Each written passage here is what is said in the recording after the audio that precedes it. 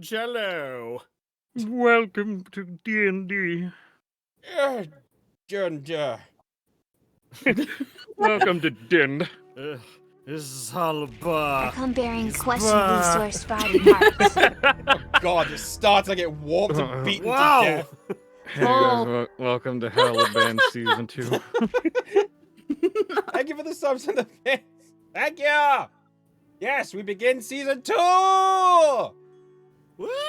Man. it felt like forever since I've seen you guys. It's been so long, I've been able to blink now. Just keep blinking. Is that you, Monty? Kid, are you okay? Do you need a minute? I do. I do. Eyelids. Have I always had these? It's so weird. Aelia, what's going on? What the hell's blinking? I have no idea. I have never opened these eyes. That's a lie. We've seen them open. Milk No, me, Daddy. you've seen them open. Excuse me? The eyes, you goose. No, somebody on the stream gave me a good bits and they said milk me, daddy. I don't know what's going on here. Oh. This is not table behavior. This is from my other Fancy streams. This is not rated G for Granddad. Look, we have milkmen for that. Just don't come here. Oh god. Is that what they were for? Oh, Oh, damn. have I been getting milk wrong all these years? I'm paying for the wrong service. Well.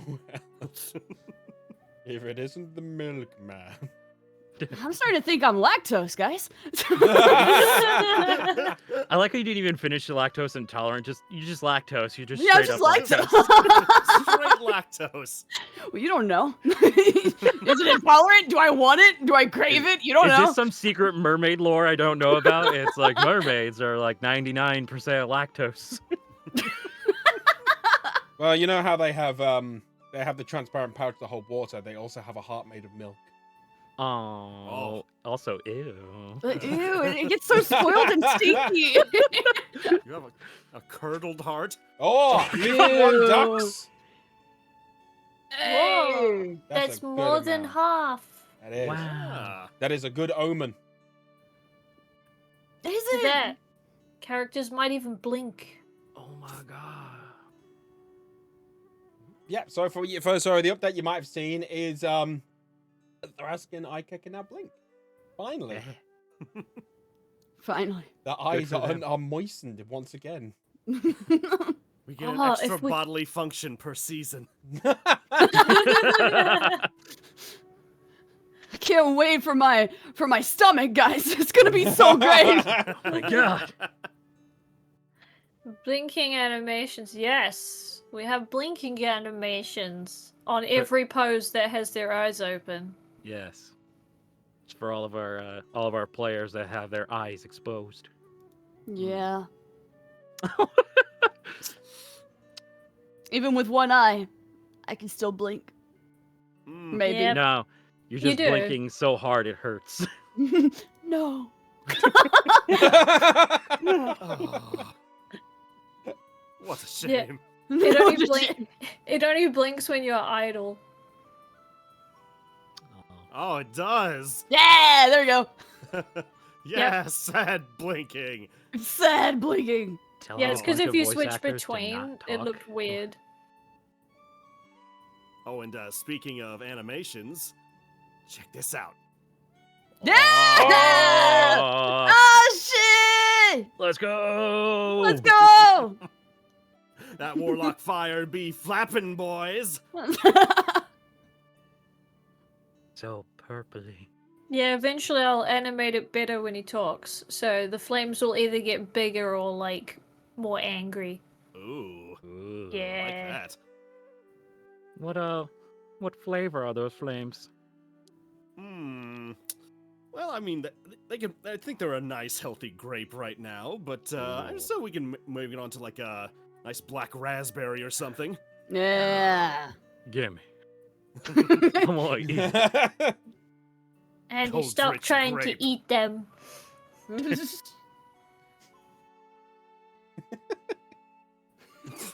Oh dear. All right. Well. Oh god. Forgotten how to DM. Yeah. How do we play this again? You want it, guys? So what's the story again? I forgot. Cool. I don't know.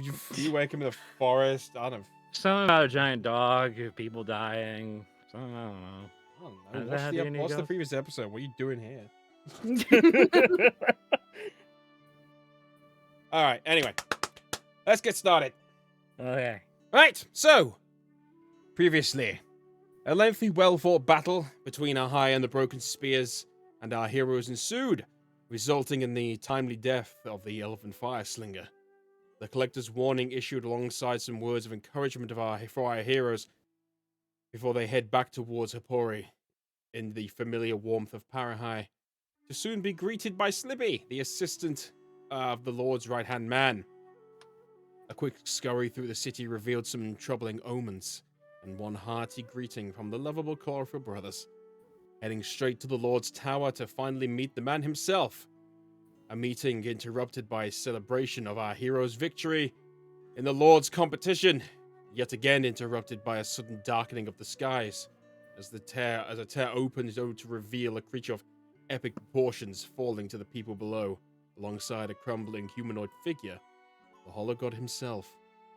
Chaos ensued within Hapori as the Lord, refusing to leave his people, exclaims to our heroes that they must survive, no matter what the cost, and rendezvous with the one who truly organized this competition. During the escape, a close encounter with Vida, the Live Hand himself, causes extreme damage to Thras the Inquisitive, as well as the death of many, including one of the brothers. But the connections with lost faces such as Riegler, the Violet Knight, and the son of Aelia. After a quick escape with Parahai taking the brunt of the damage, our heroes battered and bruised to make contact with Lelthuk, the god of the Dragonborn, in the form of a decaying dire wolf. And it is here where we find ourselves in the next morning, awoken, battered and bruised, in the familiar sights of the forests a little way outside of Hapori.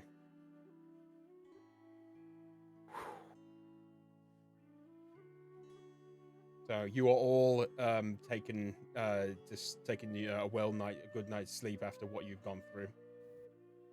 Do you have a little puppy model? Oh, sorry. Yeah, I've been keeping a fat dog on my screen since. I just now noticed that. That is adorable. Oh, I thought it was like a Dog. shoulder pad at first.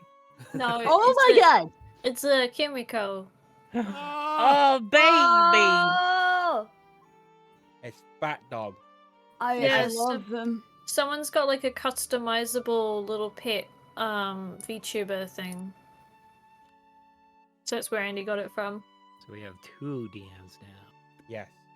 The I dog only is the listen to next Fat one. Dog. Fat dog. Fat dog Fat issues a dog. warning. No. Fat dog Rolling issues dice a with a warning. little of fat omens. dog. That's good. I like that. Oh god. All right. Anyway, so you all have a good night's sleep from it, but most of you continue to sleep. But anyway, you awake to a familiar sight of green leaves parading in the wind around you as the wind dances over, chilling you to the bone.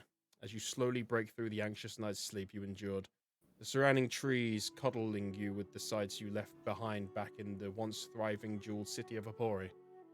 Aelia, you wake up first.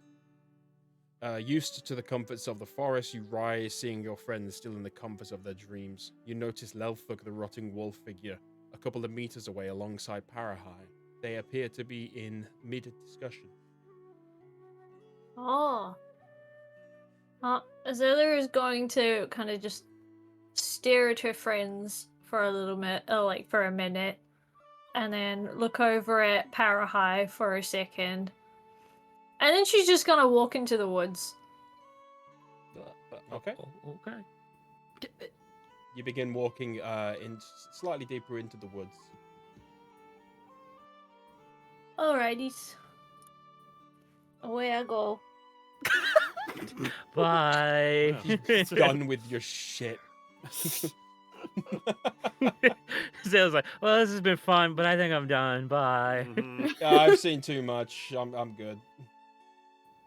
That was And you good hear in the chewing twigs. distance, later, losers! Later, Peace out! bitch. So funny. Mr. DM, does this count as a long rest? It does indeed. Awesome. Lovely. You guys Just are back what I to needed. normal. Refreshed. Return to monkey. Oh man. Technically, she could come back wild shaped as a monkey. Monkey. Monkey. True, true. A monkey joins the chat. I know. Hello. Wait, if I shapeshift into a crab, I could crab walk away. Oh my god. you literally could. I feel like as soon as we reach like Ika's territory and there are crabs, it's gonna be like, I want to be that. If I ever get like a full free weekend, I'm just gonna have to do one pose for all of us. It's just all of us doing some stupid ass dance move. Mm-hmm. Anyway, so as you walk into the forest, maybe about 10 minutes later, the three, Shield and Ike, you arise from your sleep too. Ow, my back. Ow, ow, ow, ow, ow. You good, Marty? Yeah, I think the events yesterday left me a little strained. Oh, Yeah. how so? Well, I think my age is finally catching up to me. Back is all twisted. Oh, why don't you just twist it the other way? You know what? That's probably a good idea. All right, I'm gonna need you to do me a solid favor. Okay. Grab my shoulders and turn me into the opposite direction. Okay, which shoulder? Left shoulder. All right. I want to grab your left shoulder. All right. Now just pull. Okay. So Ike's gonna pull as like hard as he can. Okay. Okay. Like, as hard as he can. For fun, you want to roll a strength check on that just to see how much? Yeah. No, it's okay. Like, Nope. you've got the let's- time. You're both the strong characters. So Nice. Okay. You just hear two loud bone cracks that can echo throughout the woods and just okay. That got it. Thank you. nice. Immersive. Oh god, that's so much better. Thanks, good. All right. Nice. Ike's gonna try to have his hand up to high five, hoping you high five him. Oh, I've never done this before. Okay, line this up right and hit. What is this thing you kids are doing? Right, It's he's a 40-year-old disgusting. man. He's like, what is a high five? How do I do this? You've never done a high five before? No, it's not really an orc thing. But, Oh. I don't respect this. Oh. Well, what do orcs do whenever they, are proud of something? It's the shoulder grab, right, Andy? It's the shoulder grab. Basically, like when you do the hand grabs, like instead of shaking your hand, you grab the sides of the hand.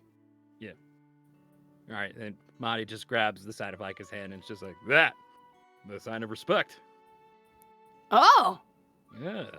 Oh, thank you for fixing my back. Oh God. All right, getting up. Sit on this Hey, bench while I'm- Where's Azelia? What? Oh. Huh. Oh my god. Did she get lost inside the woods too? Did she get called upon the collector?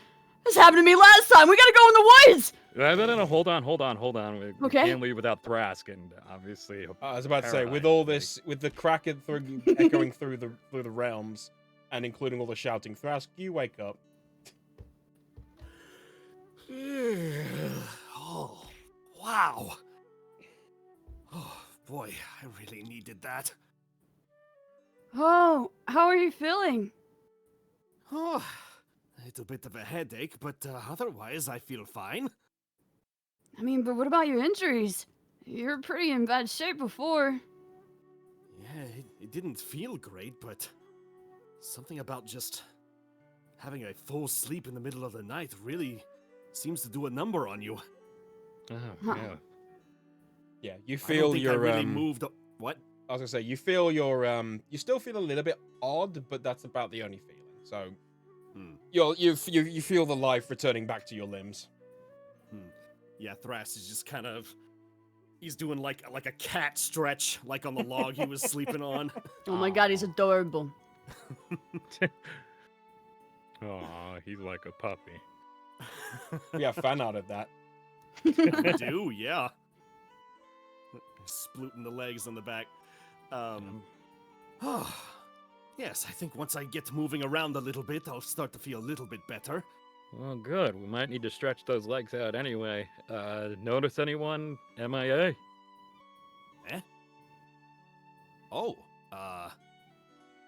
no, none of you saw Aelia get up in the middle of the night? No, I woke up about 2 minutes ago.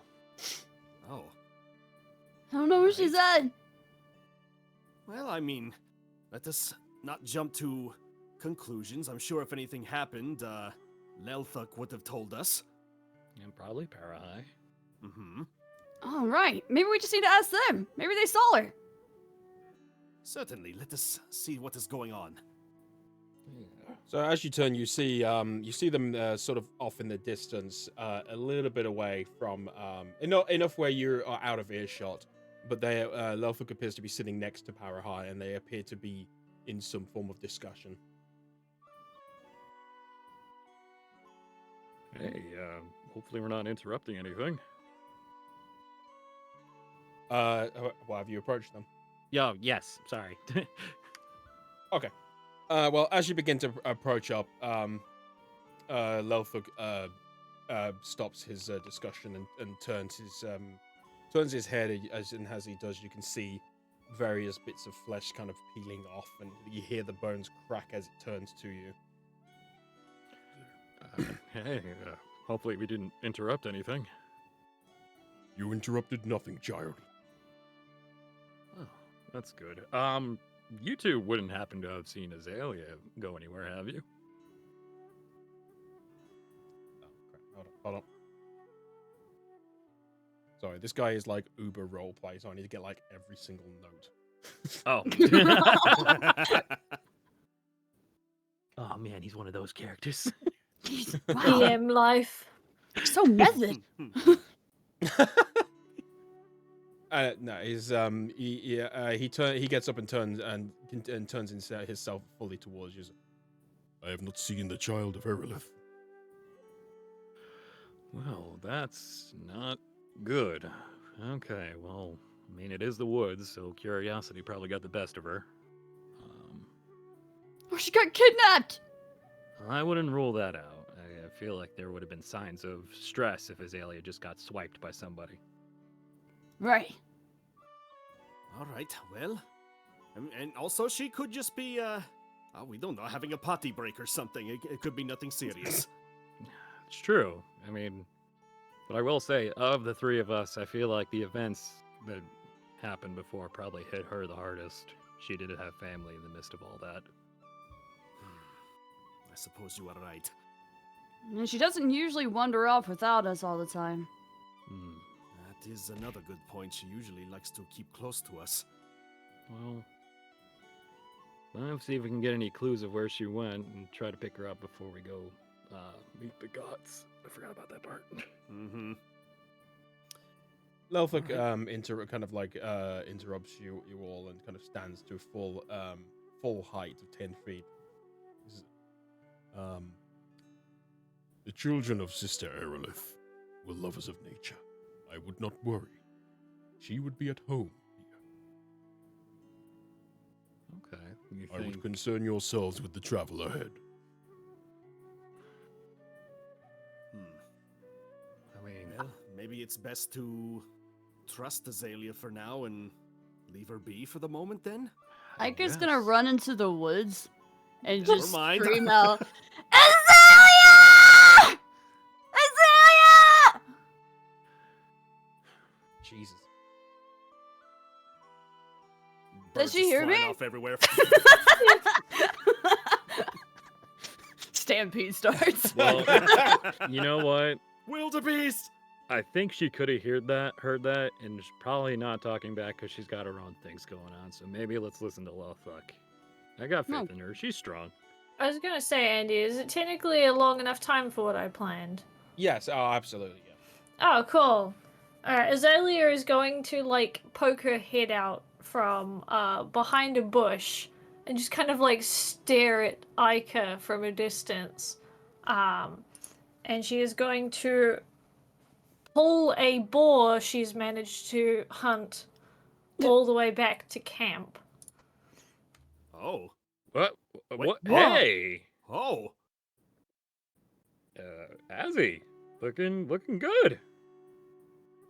She's just gonna start, like, getting the fire back up so that she can cook this thing. Oh, okay. Hey, where'd you go? Hunting. Oh. Well, Wow. that's interesting. You hunted this big thing all by yourself then? Yes? It's breakfast. Yeah, I told you guys she can handle herself. Well, why'd you go alone? Because you guys were sleeping?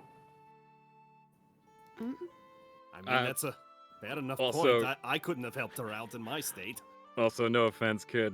Hunting requires a lot of quiet and stealthy tactics. I don't think either you and I are good at that. There is that, yeah. Where'd they go? Oh no! They're So you're stealthy. saying I'm not good at this? I can be stealthy! Didn't we give them like a stealth cloak of some kind? Yeah! That's what I thought. Doesn't really work when you Whoa, shout whoa, about what it. is? Why is Peppa Pig on the screen? What is That's happening? breakfast. That's some breakfast. big ass breakfast. Ah. Trying to rotate this. Also, for those curious, the thing Azalea's wearing around her shoulders at the moment was the thing that's been wrapped around her waist this entire campaign. Yeah. No. She just never wore it correctly. Poor Peppa Pig. I always thought their face looked like a whistle, you know? Hmm. It looks I like a kind of whistle. see that. Yeah. Yeah. Mm-hmm. Which is really Oh, she's funny. She dead doesn't know now. how to whistle. You better get ready to get a big slice of that. Uh, Are we I gonna mean, I season heard it the with boar pepper? nose is pretty nutritious, kid. So eat up. Azalea is going to once it's cooked. By the way, Azalea is going to grab almost half of it and force feed it to Thrask. Oh, well, hang on a sec. We gotta get the right prop for this then. Oh yeah, the giant leg of meat. Uh-huh. Open wide, Thrask. What? Oh my god, what are you doing, Azalea? You know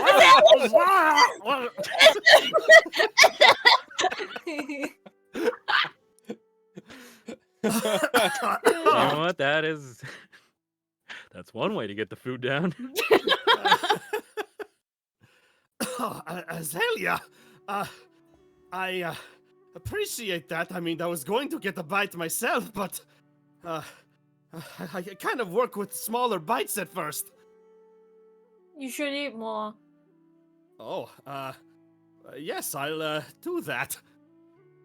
But can't reptiles unhinge their jaws anyway? I mean, only certain kinds. I've never actually tried to do it myself.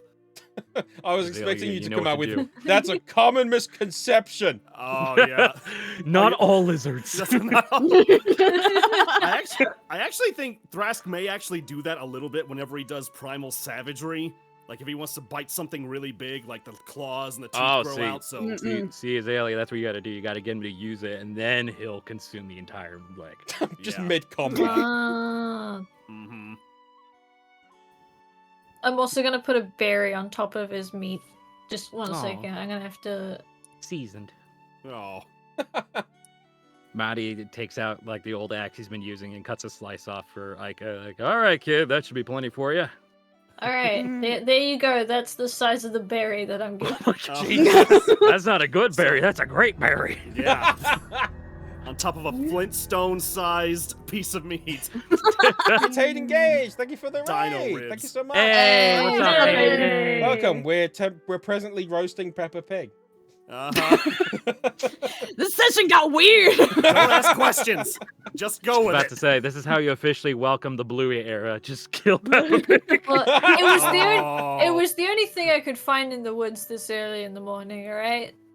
No, I really appreciate it. Like, I was Yeah. getting very hungry after Listen, our bout yesterday. yeah, I am a big fan of boar, so I am not going to judge.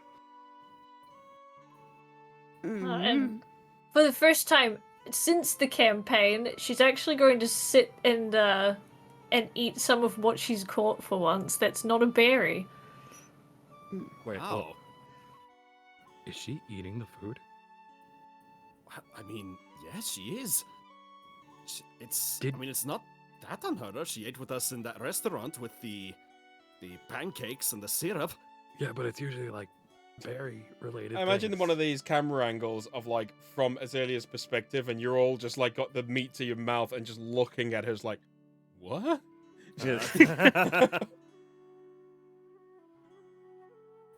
Hmm. Aika's not gonna eat the food. He's just gonna kind of poke at it and look over at Azelia and look back down at his food, and then look to Thrask and Madi and be like, "Hey, can we have a guy pee time? Oh, I need to talk to you sure? about guy pee. okay. Sure. Let's, What We're All going right. in the go woods with so we that can then. pee together. I'm young and I'm confused. Can we go? We'll be back. yes, we'll be right back. What the fuck is happening? This is the weirdest day I've had. So Alright, like we know as you don't soon have as to pee. What's going on? as soon as like we get away from Azalea's like earshot, Aika's gonna be all like, I think something's wrong with Azalea. I mean, yeah, I feel it too, but I didn't want to acknowledge it. I mean, she's just acting strange and she sounds different. I think she's really sad, guys. I sort of already assumed this. Even when in my injured state, I could tell she was very distraught over yesterday's events. What are we gonna do? We can't let her just be sad like this all the time. We're gonna end up losing her. We don't know that, Aika. Sometimes when a person is feeling distress like this, you can't force them to be happy. This is something that must happen in their own time when they are ready to open up about certain things. So And there's you have to nothing we can remember do? that everyone grieves in their own way. So it may feel off-putting to us at first, but like I said, Azalea had a lot more happen there than all three of us did. But, and it's not saying there's nothing we can do. The best thing we can do is be there for her and support her. Okay. Help her understand that she is not alone. Just like you are Feed not alone. Azalea, Daddy Pig. Maddie is not alone, and I am not. And I know it's a very complicated subject, kid, but it's unfortunately one of the things you gotta face as you get older is sometimes an easy fix is not the true fix. Right. So we shouldn't bring it up to her at all? I think when she's ready to talk about it, she'll let us know. Agreed. Okay. But- Alright. Maddie shuffles Aika's hair. It's like, but hey, the fact that you brought this up as concern shows that you do care about her. And I think that's going to be more than anything to her right now. Why is Daddy Pig on the screen? I was about to say. Why? The Are we chat- eating both? Chad is demanding he be fed to Azalea. Should I just say that I hunted another one and I just left it in the bushes? While we were gone. Yeah, back to that. I figured you guys were so hungry. I just got you another one. Oh. Okay. Well then. Alright. Then that's what I'll do. All right, now come on. You got to eat too, kid. Come on. Wait, Did we need to actually pee or what? I'm a little confused. I actually No. had to go pee too. Oh. Yeah, you guys can keep doing it. I'm gonna go pee. I'll be back. Yeah. All right. We'll just tell Aelia he's got a shy bladder, of all things. Yes. Kid can Just fight 2 demon-looking monsters when it comes to the bathroom. No, all privacy. Surprising considering how little water they drink. I know. Damn, bro. Speaking of which, Maddie looks for his coffee cup. He took it, didn't he? Mm. That's what I pee into. Oh, God! Oh no! Well, Oh. can't use that anymore. I mean, we'll find a creek and I'll do a little prestidigitation. How about that? Appreciate It's like, it. I can't pee in Parahigh. I mean, if I open up the window, it's just gonna spray everywhere. You know what? Welcome I'm to cutting him Hollowed off for a Bonds. while. Epic adventure. Jesus Christ. Listen, Maddie makes it back to camp and sees the giant platter of pork. Oh my god, this is more food than I would have eaten in weeks. I'm impressed, Aelia. We can dry it. Oh yeah, we could. Yeah, I was just about to mention that. How do we dry it? We need salt, Hmm. or can magic dry it up fast? Let us Mr. Prestidigitation. Let's see here. Clean out chilled, warm, or flavor food, or non-living material for up to an hour. I was gonna say, is there a box in Parahigh that won't leak? There's kind of like a what do you call them? I tried to spice up the pigs, but when I ordered mustard gas, I expected a sorry, I fancy don't have a jerky condiment, can. not a dead chef. Thank you, fancy. What's it called? Ottoman. Oh, cool. Oh, well, that's good enough. All right, I'm going to just start cutting this extra meat up. Aika, can you Yeah? create water? Yeah. Okay. Cool. Aika will do that. Wait. Before I do this, I've messed this up before. Where do I put the water? Maybe away from the campfire. In the Right. yeah, just put it somewhere close by is fine. Okay. Aika's just gonna take a few steps back and then put water down where the trees are, hoping it doesn't spread. This to is the so fascinating. I thing. wish I could do this. Azalea's gonna go and grab the ottoman, stuff all of the pig in it, and then shape water to move the water over the pig and freeze it. Ooh. Oh. Yeah, that's fine. You do so. Cool. Now I'm just gonna stuff it in the corner of Parahigh. As you head on over to Parahigh, the door is closed, and you notice it's not just opening. It's not opening automatically like you normally would. Oh.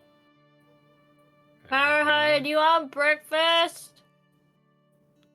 He kind of looks over towards you with his eyes, and then kind of looks back.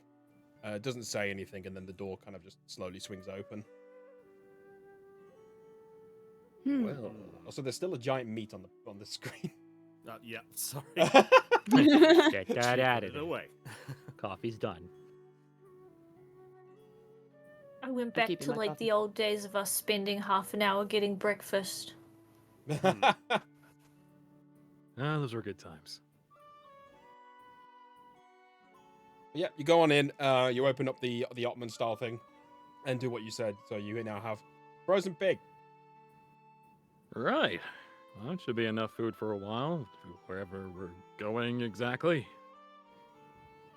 Right. What are we doing?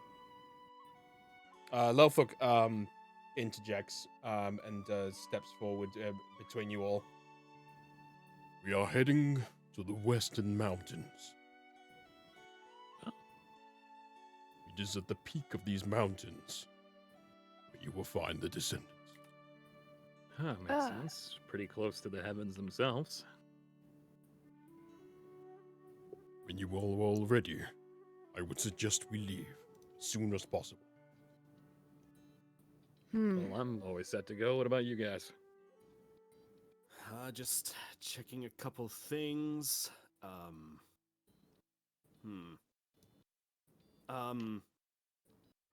Aika, how many... I know you used a couple in the past couple of days. How many daggers do you have on you? 2. Okay, you think you need any extra? Because I have some spare ones that I'm not using. Hold on, let me see what I actually have. I mean, would I need them? Because did you pick up the one that you threw at Aha in our last fight? I would assume so. You would assume wrong. Damn. I'm out of Down one daggers. dagger. You gotta specify. Yeah. Remember, DM keeps track. Damn. Yeah, I mean, I could use another one. All right. I have 3 on me. I So, just need 1, I think. all right, fair enough. Just pull one out from around like my belt or somewhere, and just hold the handle out to you. Nice. And then I will take it and put it in this little bag. Cool. Very good.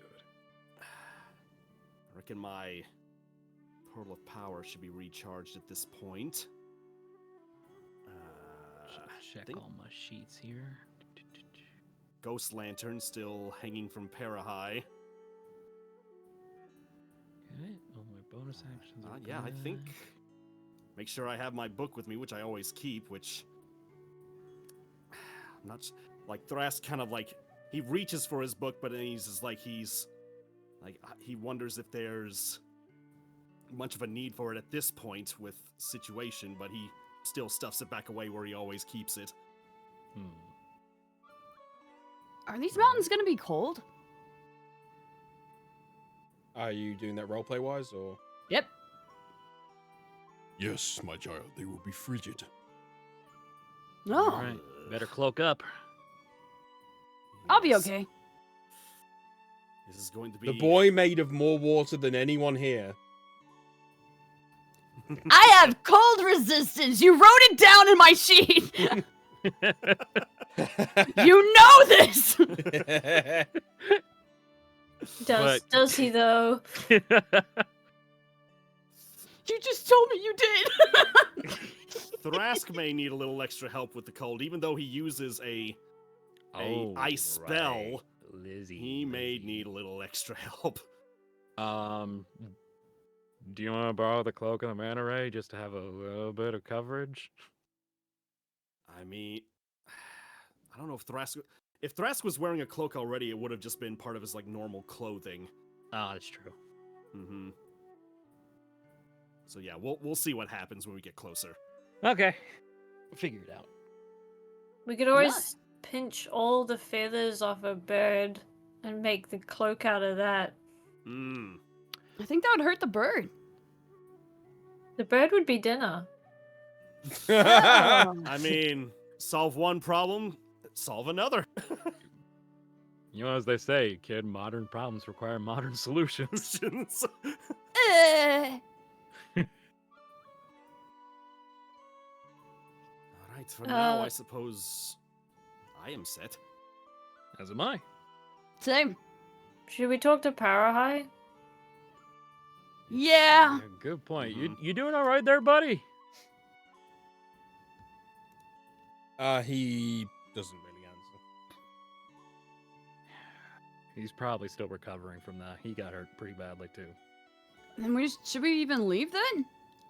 Well, Lalthuk's with us, so I'm sure if, he'll probably guide us or at least help Parahai get us there. Hey, Parahai, are you good to move? He turns a little bit. He reverses up and then kind of moves to the right a little bit more, and kind of just looks over. Yeah, I'm fine to move. Let's go. All right. Well, we'll have this little discussion later. But for now, I think we have a job to do. Indeed. To the mountains. To the mountains. Kid, no knife in the car. Okay, my bad. Okay, well, you all work your way into Parahai and take your usual positions. And Lelthuk kind of like steps to the side and looks through the window. And just to make sure you're all okay in there. And then he walks forwards to the front of Parahai, and you can hear from outside his wooden contraption. Be sure to follow me. I will guide us. And he begins on his way. Hmm. There we go. Oh, we're moving. You are moving. Schmoovin'. And you begin your long trip towards the western area of Brimwall. Brimwall. Further than you've been before. Oh my god. How many days is this? Probably a good 2 or 3. Well, thank God we have a lot of pig to eat. Yep.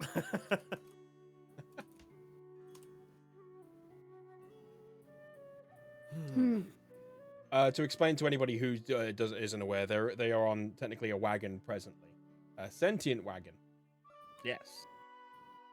which they have had since like episode 3, I think. Yeah. Thank you, chat. Ika, you've been drinking, right?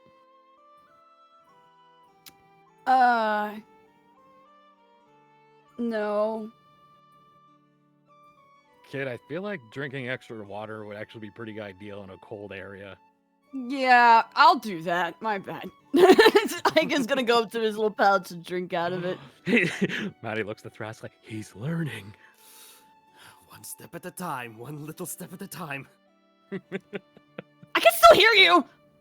But, I was talking about a different Ika. You know too. Oh crap, I made this worse.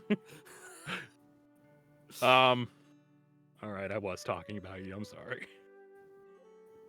And you lied to me. Wow, I am just racking up dad of the year over here. Ika's just gonna drink water sadly, like next to Aelia. Like, Aww. like we. He'd I'm rather just gonna hang start out with his drinking my mom. tears now. How about that? How about that, father? Man. Aelia would just pat Ika on the head very nicely and then just like vaguely glare over at Shield. Oh, Matt Mighty. I was like, I'm sorry. Just try to be the fun dad and I mess it up and now he wants to go hang out with his mom.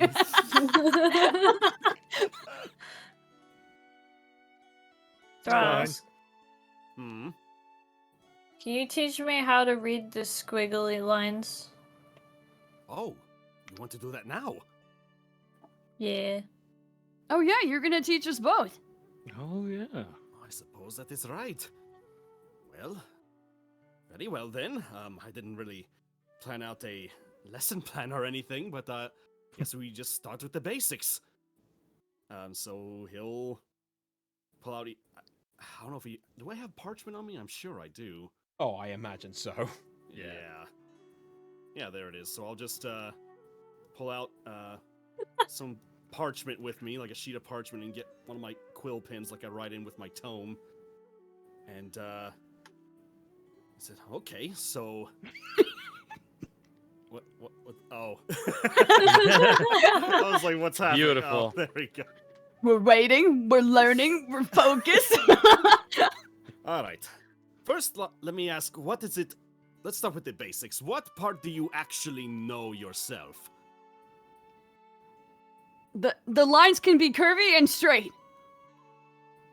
Oh boy. Okay. They Yes. can? Maddie just grins and like leans back. It's like, good luck. Just Like, goes to, like, the corner Aika of was the like cabin. really proud of that answer too.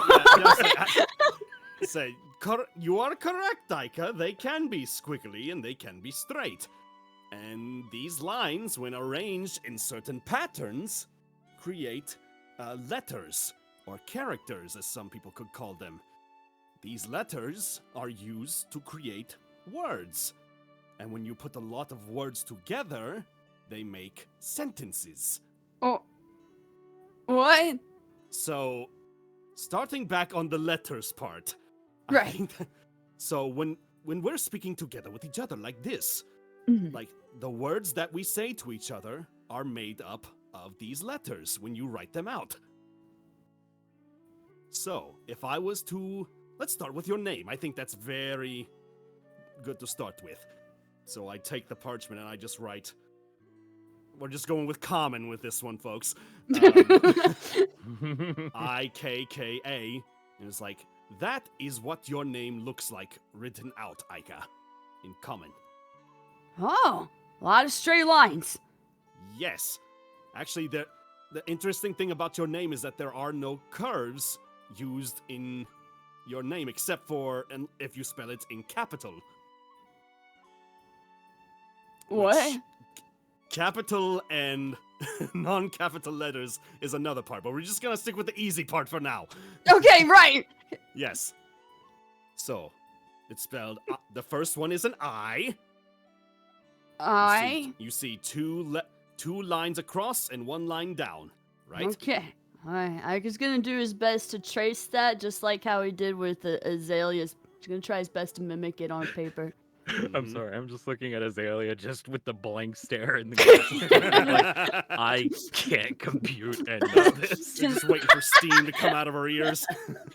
This is like the old Binny face that I had on everything.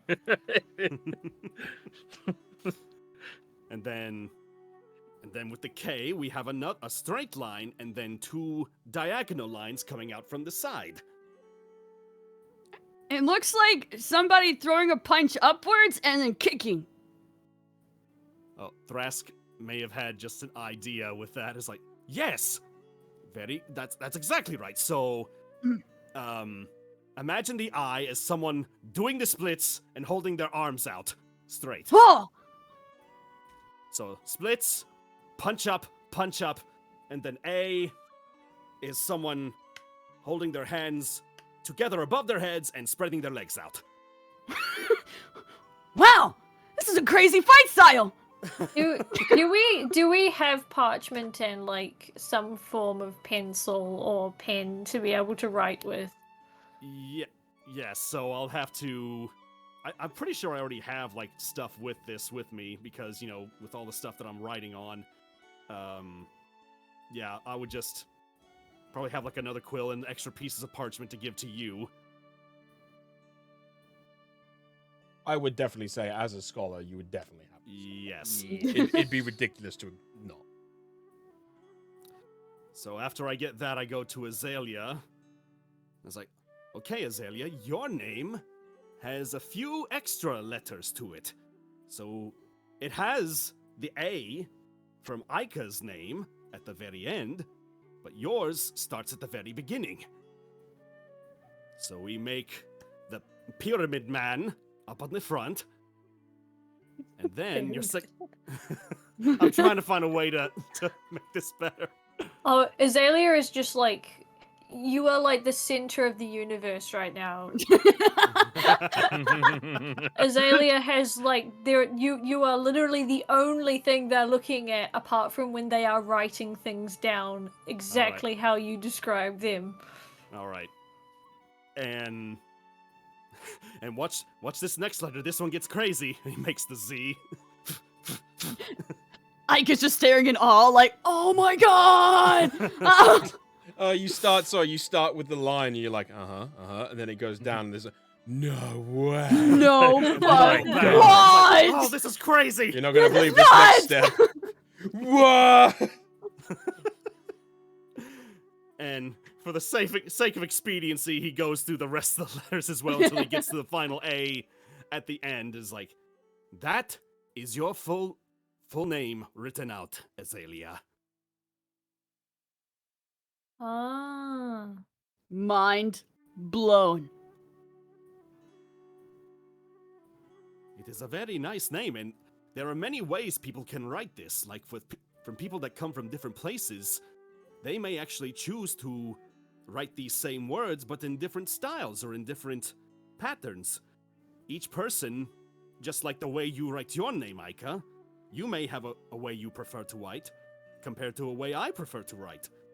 So, you write your name like that, but I could write your name like this, and then I try to get fancy and write Aika's name in cursive. Oh god, curb lines. Mm-hmm. While on a moving carriage, roll a check. Dexterity check. Actually, I'm curious as to what it would be. Hey, not bad. 18. Alright, yeah, cool. you're fine. You're able to do this, like, and it still looks perfect. Scholar hands. Scholar hands. Like, you could do this with your tail. Mmm. Oh, man. Wouldn't that be a feat? could Thrask, like, write Aika's name with his hand and then take the other quill and then write Azalea's name, like, behind him with his tail? Yes. I'm going to allow this. Thank you. So yes, written language is a very interesting thing, and once you're able to learn how to read it, it opens up so many things for you to learn. Aika's just gonna keep writing his name as much as possible. Just over and over and over again. That's honestly a good way of doing it in school. I mean, yeah, that's pretty much how they do it. You will never forget. Aelia is writing both the names that have been provided, but she's also kind of like sitting there and expecting everyone else's name so she knows how to write them all. Oh. Can I pick up on this? She's just gonna stare at you. Do an insight check. Okay. Insight's a bad one for me. But I say that with a natural 20. No! You pick up on you lock eyes and you know exactly what is going through her mind. Hmm.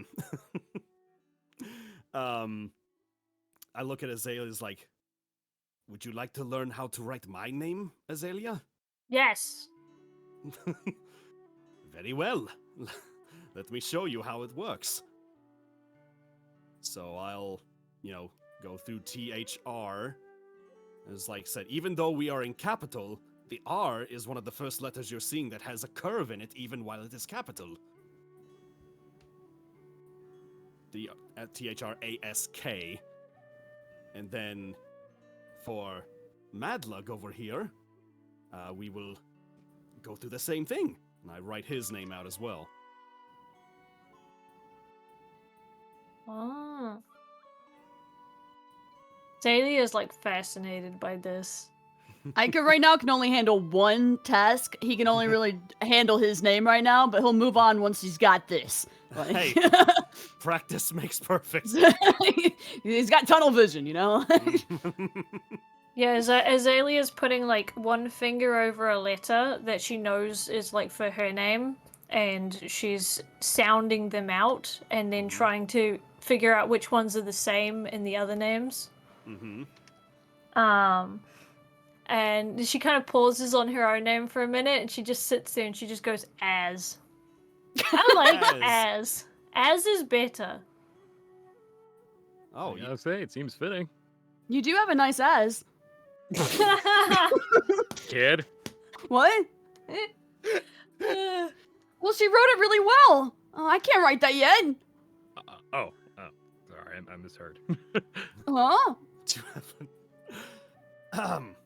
Is that what you would prefer us to call you by? Yeah, friends can call me that one. Friends can call you as. Yeah. Are we friends? Yeah. Yeah. Okay. Yeah. Was that even up for discussion? I just get like really insecure about things. Okay. No, it's okay. It's okay. So Yeah, much I'm sure like- sure it's okay, but I'm sure the other Ikas, better, I guess. Well, I mean, Oh boy. So much like Madlug is called Maddie, Aelia, we will refer to as. Yeah. plus I like it. It just makes it sound like my name is Biggie. Maddie Smalls. Say it 3 times in a mirror. I'll also kind of bring up discussion because Lug also means friend, but apparently my friends can't call me Lug. They call me Maddie. Yeah. I Oh, I just really like it. so, and Maddie was for big. Am I right in saying that? Am I remembering that right? It was Yeah. Maud. Maud was big, and Maud. then Lug was Oh, so- friend. So if we call him Maddie, it's literally translating out to Biggie. Yes. Hmm. I like that though. It's cute. Honestly, I like it too. Okay. Luggy just makes me sound like I am twice as dumb than I usually am. Yo, check out 2 brain cell Luggy over here. Shut up! I'm not too brain cells. I have a pretty thick intelligence. It's like 12. Good enough. I get a Yeah, proficiency. For an expedited roleplay version, Aelia is pretty much going to have asked for a bunch of letters that she can't find the sounds for so that she knows how to write them, Yeah. but is confused because obviously Cedric does not start with a K, despite the fact that, or an S, and it sounds similar to other letters, so it makes no sense to her in that regard. A very good point. Yeah, that's Letters can have different sounds depending on where they are placed. indeed. And it's nice that, Thrask is teaching you guys Common, because I feel like, despite it being the commonly most used language, it sounds like the hardest. Oh, let me tell you something. Common can be utterly confusing with the way how things are spelled. Some Yes. letters can be silent, some letters can appear but not even be used. Some words can be spelled differently but sound the same when spoken. Yeah. Yet. So there's much to learn, and you are just starting on this journey. This is a lot. But you're already starting well with your own name. That is more than you had before, isn't it? Yeah. Look at that. Yeah. Yeah, you're right.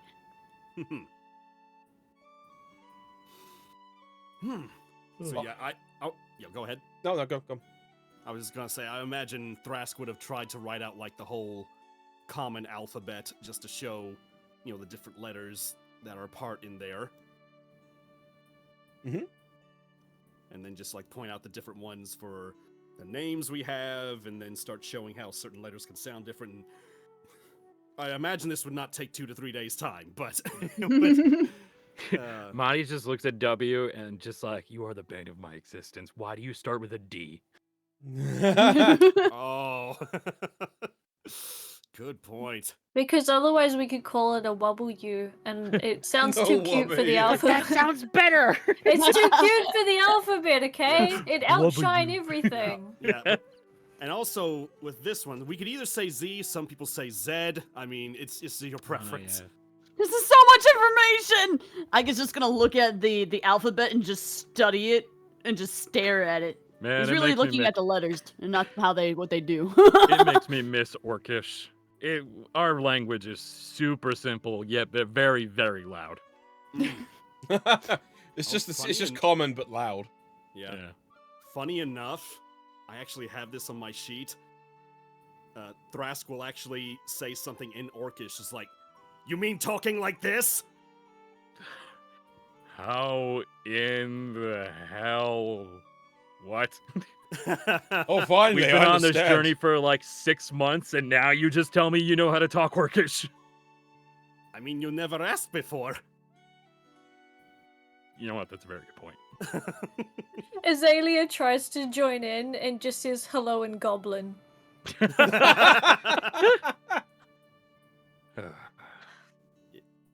Yeah, besides lizard folk, I had Thras marked down as knowing Common, Elvish, and Orc. He knows all of our languages. We can never talk smack about him. I know, oddly enough, like 5 languages. I know Common, Druidic, Elvish, Goblin, and Sylvan? Sylvan? Oh, that's right. I forgot my third language I picked is Infernal. Oh, wow. Yeah, I'm an actual goblin at this point. I can just speak goblin. Oh, also, chat was asking if Cedric can read and write. Yes, Cedric can read and write. He didn't learn it from me. Learned it from school.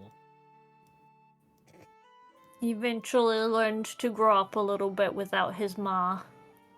Aww. Right, is there Glad any you guys were more having fun roleplay you doing guys this. want to get out of the way? Well, not get out of the way, you know what I mean. God, your stupid roleplay. Get on with it. I mean, I was gonna just say, like, Monty was just humming to himself, just like unintelligible nonsense, but you know, he's like trying to remember something, but it's like not clicking.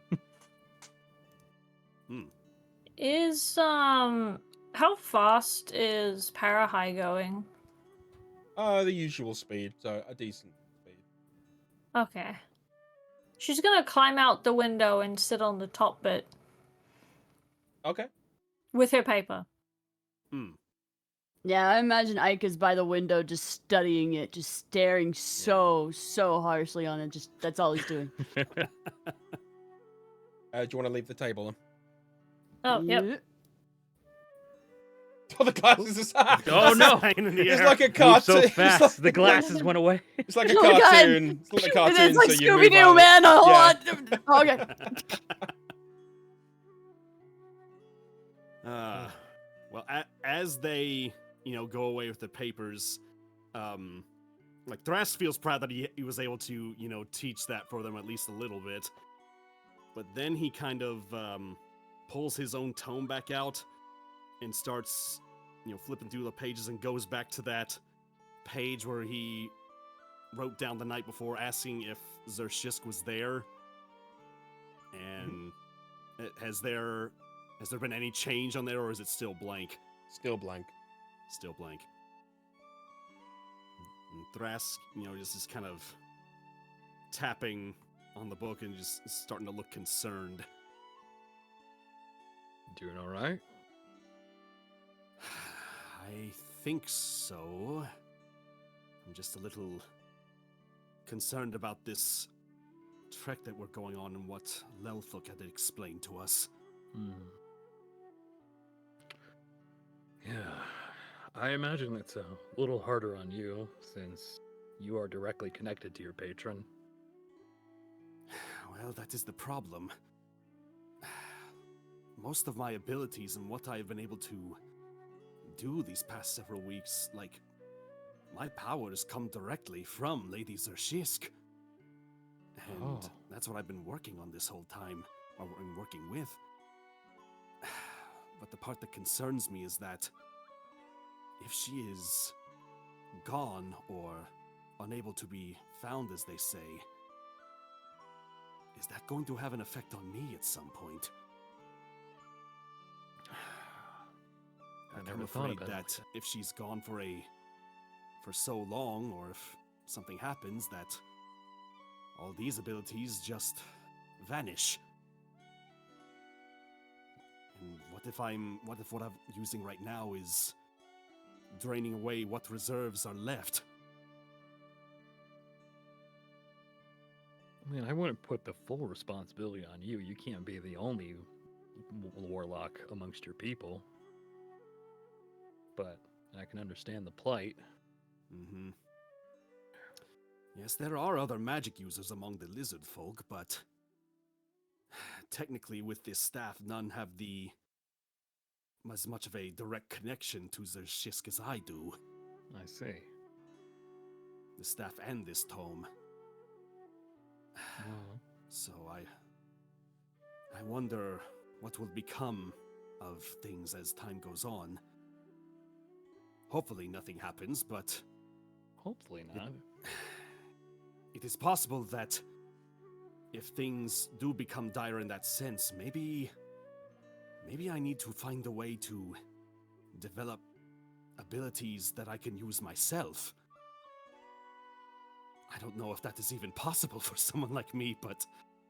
Well, why would you think that?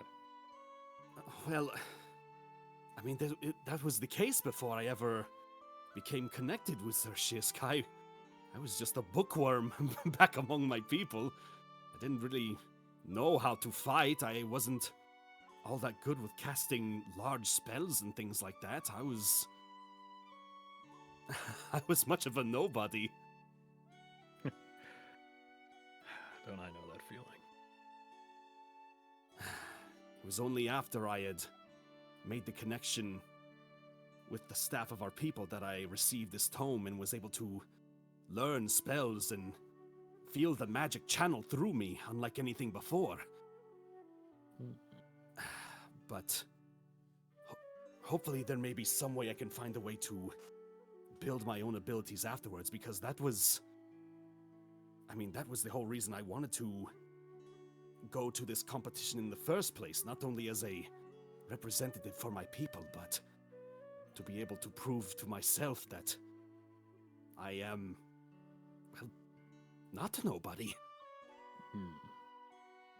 Well, magic is not my expertise, but I've been with you for a long time, and I gotta say, if there's anyone who can find a way around whatever may come, I have good faith you'll know how.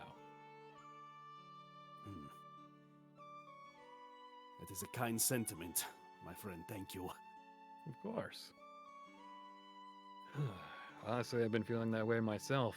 I mean, kid had to snap my spine back in the proper place this morning, so I'm starting to wonder if physical fighting is the only thing I'm capable of doing. Yes, I think the snaps helped rouse me out of my sleep there earlier this morning. Yeah. I mean, if It there's made a an way echo to make... effect. It was quite loud. Oh, yeah. These old bones. But, I mean, it is true that you are very skilled in your physical abilities, Marty, but it's also clear that you are able to make interpersonal connections very well, too. I've seen the way you speak not only to Aika, but others that are around you or people that you meet. You give proper respect. You know how to handle social situations quite well. It would seem to me that you have more abilities to you than you even realize. Maybe. I mean, I always just spoke what was on my mind, and, you know, you can always see the good and bad in people, and it's easy to pick up on who's really giving off the bad vibes. Well, I never just gave them the time of day. That is an ability that a lot of people would wish that it would have. The fact that it comes easy to you is not something to be taken lightly. Yeah. Something I wish I could teach the kid. I'm sure in due time they will be able to learn how to be more empathetic, I would say. Yeah. But now they are still enjoying the wiles of their youth. I mean, it is good for them to be energetic and to be curious. Oh, for real. Also kind of keeps me a little young, just trying to, keep up with him. I mean, it is clear that he is learning from you and the rest of us, but I think you may be learning a little bit from him as well. You know what? I'm starting to feel the same way. I'm sure that will only continue as time goes on. Yeah. God, I've got this. You ever have this weird string of just nonsense words in your head and you're just trying to figure out what it means? Oh, well, I suppose thoughts can be cloudy at times, yes. Yeah. Sometimes, like for me specifically, when I have moments like that, it is helpful to write out what comes to me and see if there's any kind of meaning to them afterwards when I'm able to read them in front of me. Yeah. Can I borrow a pen and parchment from you then? Certainly. All right. And Maddie just starts like kind of scribbling down words, and it's clearly an orc, but it's like it's nothing that translates to anything. It's like mashes of words. Like, God, I have no idea what this means. Well, it may not have meaning now, but possibly at some point you may be able to find deeper understanding with them. Yeah, maybe when the time's right.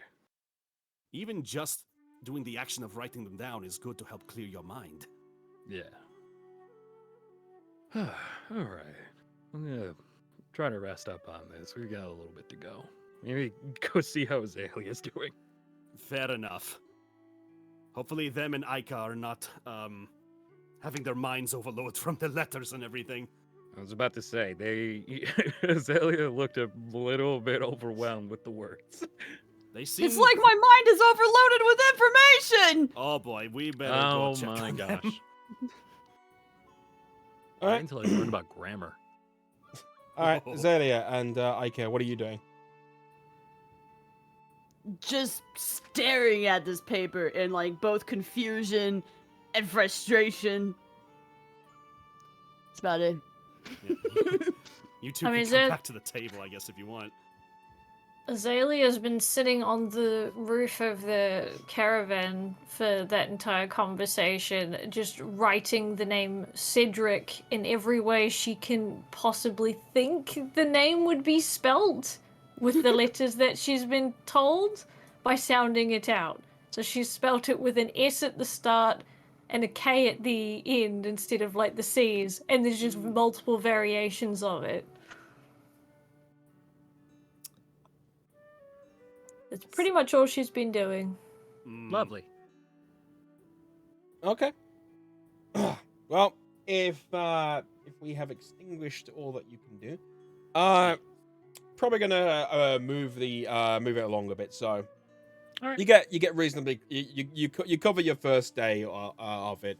You make camp up, and then kind of just go through the motions, and you wake up the next day, fresh and ready, and continuing on. You notice that as you get further and further away from Hapori, things seem to be feeling and looking a bit more normal. The sky is still cracked asunder and has changed its hue.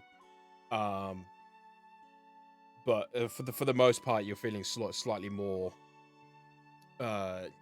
less pressure upon your entire being.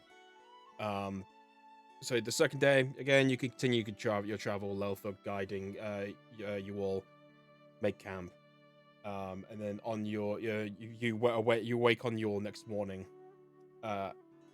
awakening, kind of like border back on into Parahai, and you're on your final day's travel.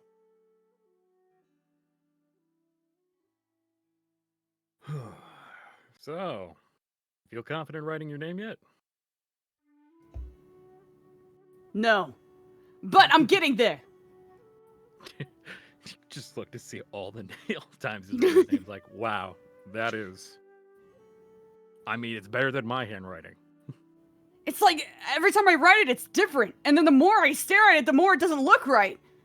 You know? And then I come back to it, I'm like, everything's wrong! Kid, I think you just learned what the definition of insanity is. What? Insanity is the idea of expecting different results from doing the exact same thing. So you're saying I'm insane? You're saying I'm crazy? How is it would end up this way? How could this happen? Are you what? The definition. He's got like pencil marks all over him and like pieces of like paper in his hair, just staring at this thing. Pen like is blue. Yes. Pen is blue. What's He happening? just like gently pats his head to calm him down. It's like, it's okay, it's okay. It's just you're learning. That will always make people insane. Knowledge is insanity. I understand. I mean, have you seen wizards? Thrusk is crazy. That has to be it. Thrusk is has not to a be wizard. crazy. No, I mean, no, I'm not a wizard. I am a warlock. Oh my god, I don't even remember what he is anymore. The difference being that warlocks gain their powers from their patrons, while wizards gain their Are magic nerds. from Or nerds. they're nerds. Wizards gain their power from being a nerd. There you go. Just see a wizard pass by our character, like, oh man, He not a nerd. like hears it as Parahyde goes through. And, so yes, magic can be gleaned from many places. Like sorcerers, they're able to gain their power from themselves, their own latent abilities that they are born with. Yeah, While I think while a druid, like Az here, for example, they gain their powers from a god or from nature themselves. and my understanding of paladins, they gain it through their faith, and bards, they learn it from music. Yes, that is a good summation of it. So what do we learn it from? Just smacking people? I mean, you saw what I did to Ahai. Right. Don't need to worry about magic when you have brute force. That memory is now back in my head. I mean, yes. I thought we were over. I thought we were cool with that. I thought we were He cool was with a very bad man, Ika. Very, very bad man. It's been like 3 days. He's still a bad man. He's a dead man. So much blood. Oh god. It's not that much blood you see as he like just wipes off a little brown stain he had on an arm. Not it's all gone. See, it's fine. I can't deal with this traumatic memory right now. I've got to figure out how the letter B works, okay? Oh, you're never gonna figure out how that works. No! He just runs to the other side. Parahyde goes in a corner and just starts shaking. Look, I don't know how to be dad. I don't. I'm trying. I don't have experience from other dads. Oh wait, Aelia just goes up, takes the parchment from Ica, draws a like a kind of a fat oval, and then puts a bee on the top of it, so it looks like bee wings, and then just hands it back, and then just points at it. Oh my gosh. Bee. It's like a bumblebee. As you're a genius! Yeah, she's just gonna go back to what she was doing, which was doing like yoga poses with balancing while still trying to read or write. Oh. Did some sort of switch flip in Az? I don't think I've ever seen her do these kinds of stretches and such before. Man, I feel so old right now. Well, I mean, I've heard that certain poses like this are able to help with your flexibility and things like that. Even people, I mean, I've seen young and old actually do these kinds of things.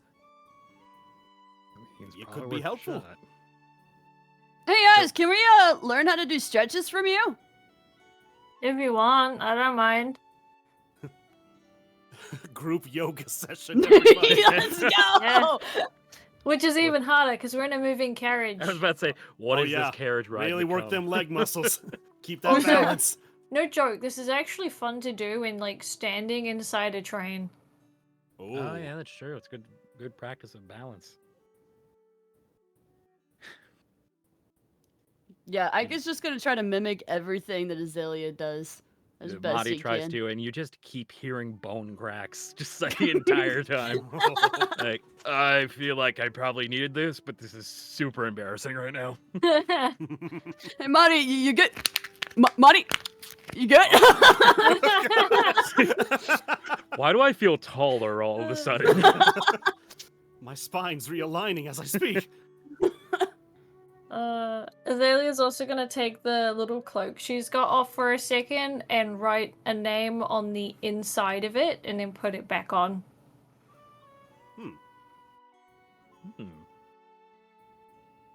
Seems like you're really getting used to writing quite quickly, Az. Yeah. Do you think you're going to like doing it? It's kind of like drawing. Oh, she's smiling now. Aww. Yeah. Yes, Yeah. it is like drawing. It's like a very precise way of drawing. I mean, yeah, literature is a form of art, so. Very true. Yeah, I can write his name now. His Oh, name. you figured it out? Yeah. Can I see named it? him, so I get to say how it's spelled. Oh, I want to see. Alright, she's gonna take the cloak back off, and she's gonna show Cedric's name just in the middle of like the inside of it. Mm. Ooh. And how does Az spell it? She spells it with the 2 C's. Okay. Aww. You show it. It's just like a Y, an X, and a Z, and like 5 W's. Yeah, Oh. but she's also decided to do the whole style thing. So on the D, because I imagine at this point she's also kind of looked at some of the stuff that Thrask has done. So she's seen the D spelt lowercase. So she's drawn it like a tree. Oh. Aww. That is Aelia, really this cool. This is wonderful. Yeah, this is his. So I'm going to keep it until I see him again. Oh, Aww. that is his cloak. I didn't know that. He was in it when he was a baby. Interesting. Oh, now I see why you keep it on you at all times. Yeah, I didn't know it was like special. I didn't want to lose it. I get that. Mm-hmm. People trying to spell his name terribly. I knew it was gonna happen. Like Czech Republic. Disadrix. My name is Zedrix. I am Welsh. Are you? I am Welsh. Hello, comrade. Yeah, he is Cedric, basically named after a cedar tree. Ah. Mm-hmm.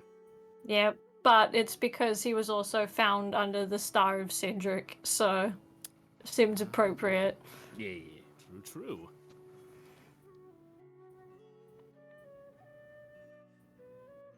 Kid, I think I'm stuck in the pose. Can you help me? Uh-oh. Okay, I'll grab the shoulder. You're supposed to relax. Don't, like, force it. Have you met me? Yeah, Monty has a hard time relaxing. Take a deep breath. Okay. Okay, hold it until you pass out. Wait. Okay. No, wait, Monty. Everything's turning blue. Yeah. Which Which is very concerning because I'm green. And there we go. So don't- Monty. That worked. Falls down and the whole, like, all of Parahai just shakes. As I don't think that's how like people are supposed to go to sleep. I mean, he was just supposed to relax. Well, I guess he is relaxed now. Yeah, see, it works. I'm sure it'll be fine. Just he'll come back to it eventually. I guess just like seeing if he's breathing. He's like, okay, we're good. Okay. All right, can't lose another one. You just hear him mutter, "Is that you, Zeal? Can you give me 5 more minutes?" Kurtz, what are you doing in a maid outfit? No, Aelia just goes up to him and does the thing they did in the owl house, where she sticks her face really close to his face and then just slaps him awake. Oh my god. Huh. For some reason, I actually do feel better. See, it Huh. works. Mm. Huh. have to remember that then. I guess Writing I'll try them getting down. slapped sometime. Maybe not on purpose, but Oh, wait, I would Yes. want to not. But wouldn't be on purpose be better? well, I mean, only if you were actually, knocked out or something like that. But I Or, like, wouldn't just picking a walk up to someone's fight. like, "Hey, I feel sleepy. Slap me in the face." That seems like the perfect time to do it. Really? Well, yeah, because then you wake up. Yes, but then your face would be sore. Is that a good trade-off? Well, I mean, I'm more awake, right? So I could be more attentive in battle. What about if you Eldritch Blast his face? Then he'll really be awake. Send him flying 10 feet You away. wake up and everything smells like strawberries. Grape. Kaz, that was a good hit. I think you actually got my jaw back in place. Ugh. I didn't know your jaw wasn't in place. How did you move it? It's been like 5 inches to the left this whole time. It's a long story. You mean that popping sound when you eat was actually just your jaw? Yes. You young. Oh. Hmm. Azealia just looks at Marty and just goes, "You young ones really should take better care of yourselves." You young ones, I am in my 40s. Azalea's older than you. Wait, what? Yeah, Azalea's an elf. Oh, that's right. Yeah. Yeah, you're all I'm- youngins. Let me rephrase that. I'm old for my boys. I'm old. We don't live long. How old do all? Wait, what? Let's have a look, actually. I'm curious. I think it's like- Average. Yeah, that's a good question. I actually don't know. I also feel like most of them die young because of war, but so the numbers might be. They reach skewed. adulthood at 12 and live up to 50. Oh, You only have 10 years left? Oh no, you're a grandpa. I am a grandpa. What's How did up, we old not know this man? all this time? But that's also so weird. They turn into adults at 12. I was about to say, wow. It was like 12. Maddie got All right, abandoned at get to 10, so work. it's just like that's like saying you're 18 now. Get the hell out of my house. Ike is just gonna lay his head on the table in sadness. The second you hit 12, it's like, you don't, what? You're not married? You don't have a house? You Get don't have a out. job? Fucking loser, get out. You guys want to play baseball? Yeah. You guys want to play baseball? No, I wish to do taxes. Oh no. Wait, to figure out Azalea's age, I have to know the minimum first, which is how old my son is. Oh. I mean, elves can live fucking forever. It's like, I think it's like 500 years, something like that. Maybe Yeah. more. I think, like, what's it? Cedric is probably in his 40s, isn't he? probably around about that, maybe even 50. Yeah, so. Wow, you're like possibly younger than my son. That is really, really saying something. Hmm. I have never felt so old and so young at the same time. Lizard folk mature at the age of 14 and live up to 60. Hmm. Oh man. Thrass I'm having a dilemma. It's not like you actually know this. We're talking out of character. You're fine. No trauma for the baby. Hey, Relax. Thrask, so when do you plan on dying? I don't think. Oh, I think I got you by a few years, old man. Oh no. All right. Anyway, you hear the caravan start to come to a halt, as it begins to slowly slow down, and you hear from outside the unmistakable footprints of Lelthuk coming towards the window, and you hear him pop his head in and say, "We have arrived." Oh. All right. All right. I don't think that's how you want to greet whoever we're gonna greet, kid. Not now. Okay, later. I will let you know. All right, let me know. I'm learning. I'll give you a code phrase. All right, Knives out. knives out. All right, knives out. Hmm. All right. I was going to say glass onion, but that works too. What? It's the sequel to Knives Out. Never mind. Oh, I was like, right, I got right. it. But... Nah. References. Mermaids live. They come to adulthood at age 20 and live to over 100 years. Oh my god, the kid's gonna have to carry on my legacy. Carry on my Don't worry, Ica. There'll be peace when I'm gone. No! It just Later, means weary. it just means Ike is gonna end up having to live with Azealia. Aww, Aw. so sweet. Anyway, the door to Parahai swings open. Oh. Hey, thank you for the raid, Shade King. Hey. What's up? Came at the Sup, perfect dude? time, actually. So it swings open, and you're greeted with the entrance to a forest. Yeah, so you can see like a dirt pathway leading quite far down to a to further. Oh my god! Let me start again. You come out to an entrance clearing to the forest with a little dirt pathway leading a little bit further down. Lelfuk is standing outside, waiting for all of you to exit outside of Parahai. All right. After you. After who? Kid, sorry. Oh, me! Got it! Ike's gonna, like, march towards him. And just Monty just holds the door for Thrask and Ica. It's like, or it is Aelia, like, come on. Yep, let the child lead the way. Just, And doom.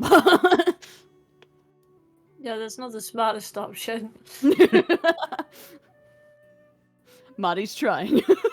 Yeah, Azealia is just going to stick very close to the supposed child because that's just not a smart parenting move to let them go first. It's orc parenting, survival. Get on with it. Yeah, to Marty, I'm already an adult. I was about to say, yeah. Maybe that's why he's confused. Like, what? He's 12, right? I mean, Fine. he contributes to the party the same amount as everyone else. So technically, he is a fully functioning adult, just, not entirely mentally. Right, so obviously he could go out the door first, and it's fine. Well, no. I can still hear all you guys! all right, God. You guys, to be fair, you guys are literally with a decaying god. I think you're fine. Yeah. Maddie's like, all right, I'll go out first. Gosh. Just gets out and holds the door from the outside. All right, it's safe. Come on, everyone out. Nika's already way up there. Yep. Yeah. On out we go. Yeah. Lelfuk looks down at this charade you guys are. When you are quite ready, we will continue on foot. So sorry. Yeah, I'm ready. All right, good to go.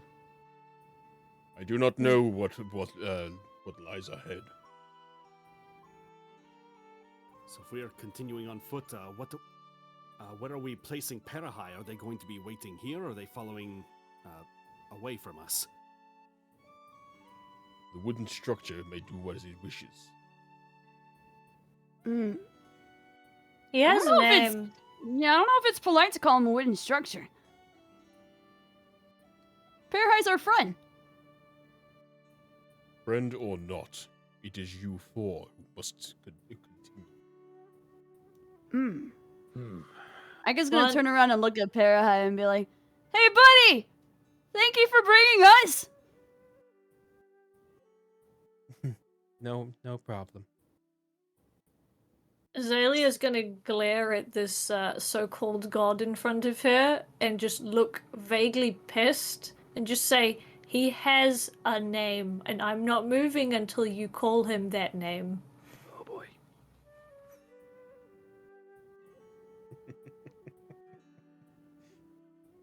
Oh god. Has got some stones. Yeah. Rock hard.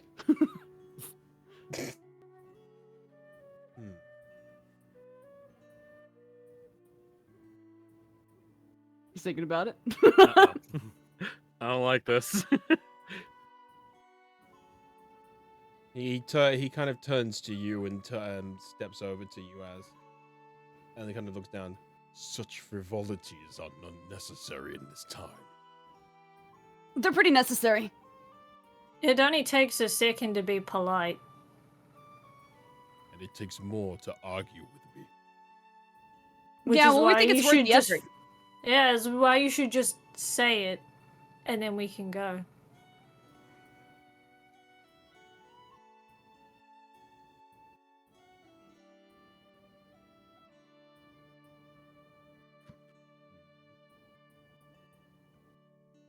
Hey, Az, I think he's scared.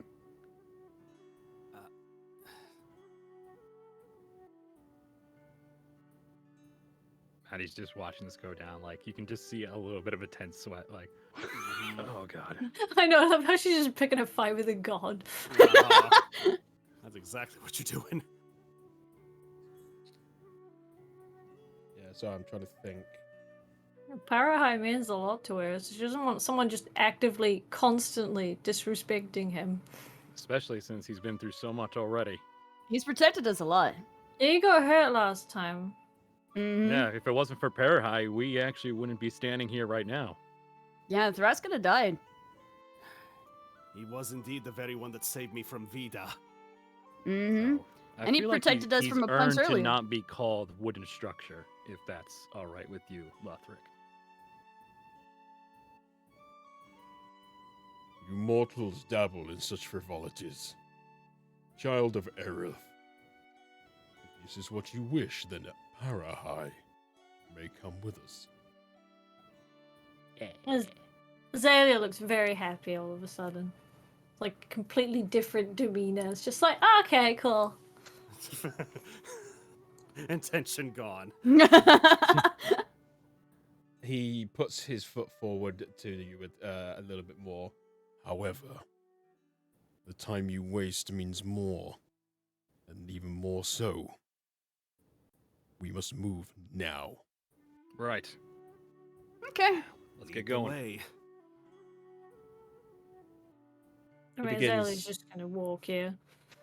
He begins heading down the dirt pathway. You said Parahai can come with us. So Parahai's coming with us. Mm-hmm. Parahai will come follow behind. Okay.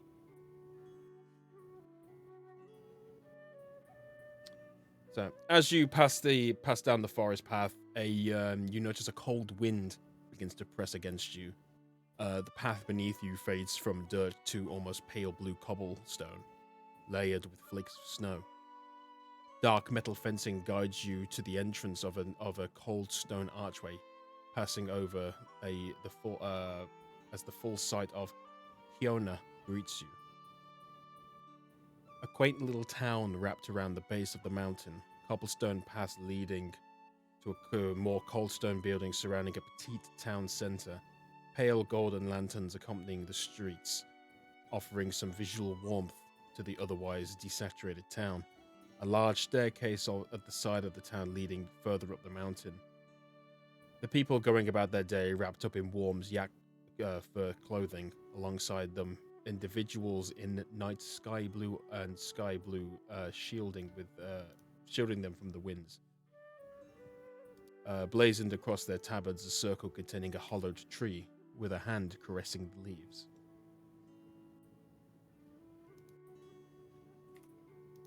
This is something. What was the area that we had stepped into? The name? Hiona. So Hiona. Okay. It's funny, they don't seem phased by Lothric's appearance. Can they see you? Are you asking this in game? Yes. He kind of continues on a little bit and stops to look up at the mountain. These mortals will not know of my presence. Oh, You have nothing to fear of that. right. Well then, I suppose we should get going, like you said. Time's pretty sensitive right now. time is sensitive. But you mortals need not rush into death's embrace. Grab supplies. You will need them. All right. You want us to meet you back here in, like, say, an hour or so? Be as fast as possible. Gather what you need, and let's continue. Right. All right, kid. We can't sidetrack. Let's go stock up. Okay.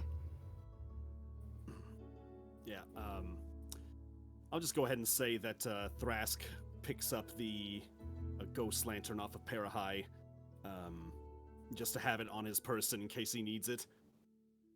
Yeah, Parahai is following you within the town still, so he's behind you. Okay. All right. So If we are really going up that way, first thing I need is some actual warm clothes. Right. Oh, forgot about you. I'm sure there's a tailor here that can get you set. They've probably not heard of many lizard folk wanting to traverse this high up in the mountains. And kid, you're pretty set with your knives and sword, right? Yeah, I could probably use some, maybe, stronger armor, or maybe some potions. Potions are Honestly. good. Definitely need those. Yeah. Yeah, Matty kind of looks at his armor. It's like, either that or get it reinforced, one or the other. That might be good. And Matty looks to Aelia. Do you need anything, Az? I mean, Az has got mostly skin showing, so she might need clothes. Right. It's possible we can get you But- some kind of clothing or armor that can give you a little more coverage. Something that is not made of metal. Right. Okay. So why don't you go with Thrask to get something to cover yourself up from the cold winds? Aika, you and I will go stock up on potions and any weaponry you might need. Okay. All right. Let's not waste any time. God knows this guy is not gonna keep us waiting. Okay. So Thrask and Aelia, I assume it seems like you guys, Shield and Nika, it seems like you are just splitting off from the other two, right? Okay. Thrask and Aelia, you're kind of left with Lelthuk and Parahai. What are you doing? So we need to find some kind of tailor or supplier somewhere in the area that can give us some kind of clothing or armor, or at least some kind of, mountain traversal supplies around here. It must not be too hard to find in a place like this. I wonder if they have any fur. Oh, I'd say that's more than likely. Worst case, I can transform into a bear halfway up the mountain and just give you a really big hug halfway up. True. Well, as nice as, first, Thrask believes that's nice, but then he thinks back to when the bear squeezed the dark avatar, to death, and is like, well, as nice as that would be, let's go with our first option first, and then we'll keep that on the back burner. How about that? Okay. I have a question, by the way, for D&D. So I have the ability heat metal. So if I was to get something that someone else has, just like a small metal object, could I use this to keep my party warm? Let me just double check heat metal, because the way I think it works, I don't Yeah, because think so. it's used as an attack, because you Yeah. cause the object to glow red hot. So Yeah, if we had it wrapped choose a- in something. Choose a manufactured metal object, such as a metal weapon or suit of armor or heavy blah blah blah. You see within range, you cause the object to glow red hot. Any creature in physical contact with it. Creature is wearing. Yeah, no, okay.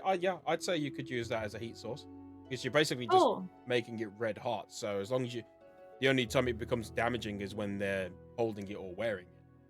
Yeah, so if we wrapped it in something, then we could use that to basically pass it from person to person if we get too cold. Yeah, absolutely. Let's see.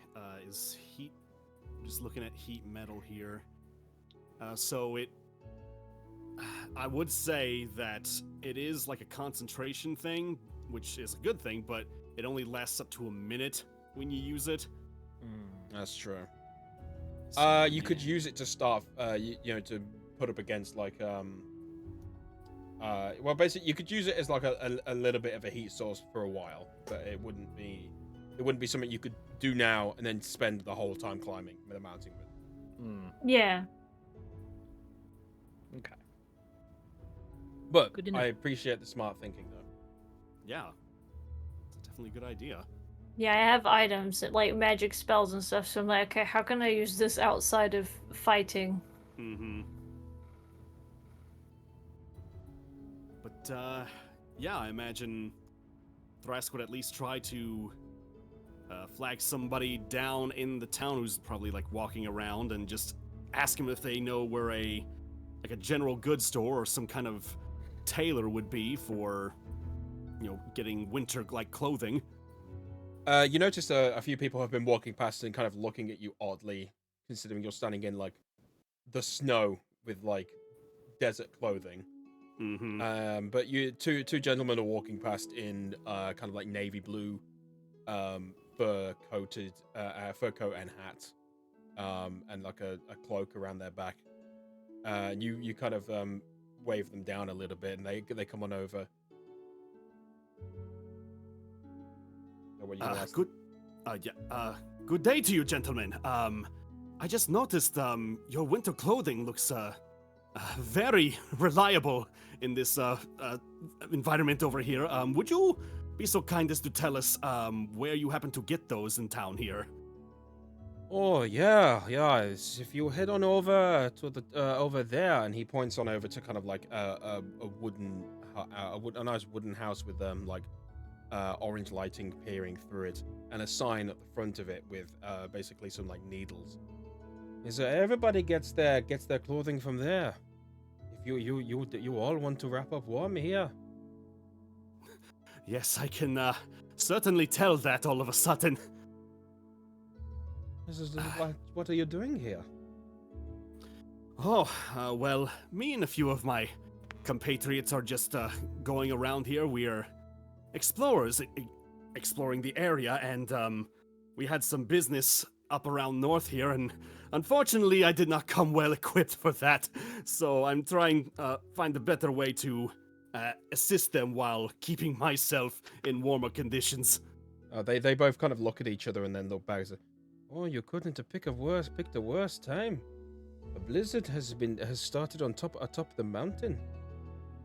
Came out of nowhere just a couple of days ago." Oh, so it was clear for a time then, but it just came on all of a sudden. Well, it's always cold here, but the blizzard has been going for days upon days.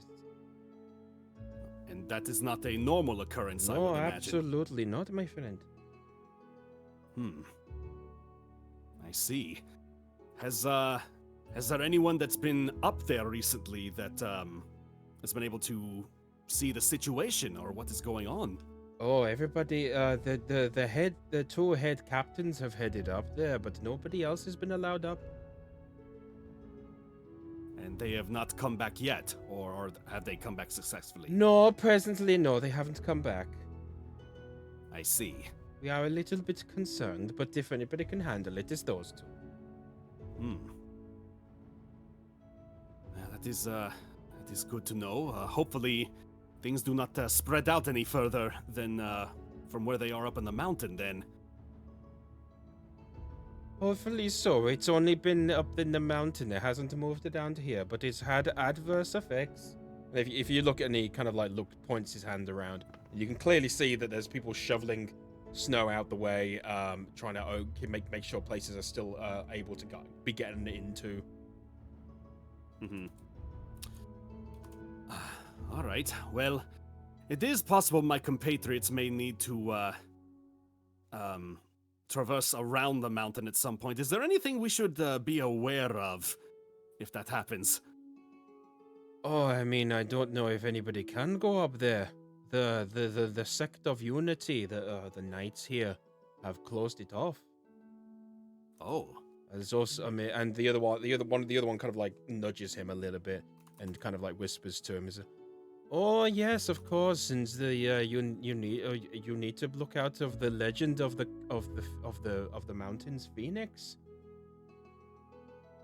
We all believe that she's the one who causing this." Hmm. You said there is a phoenix that's causing it, or something named Phoenix? Oh, the mountain Phoenix is a legend around here. It said she guards the mountain. Oh. How interesting.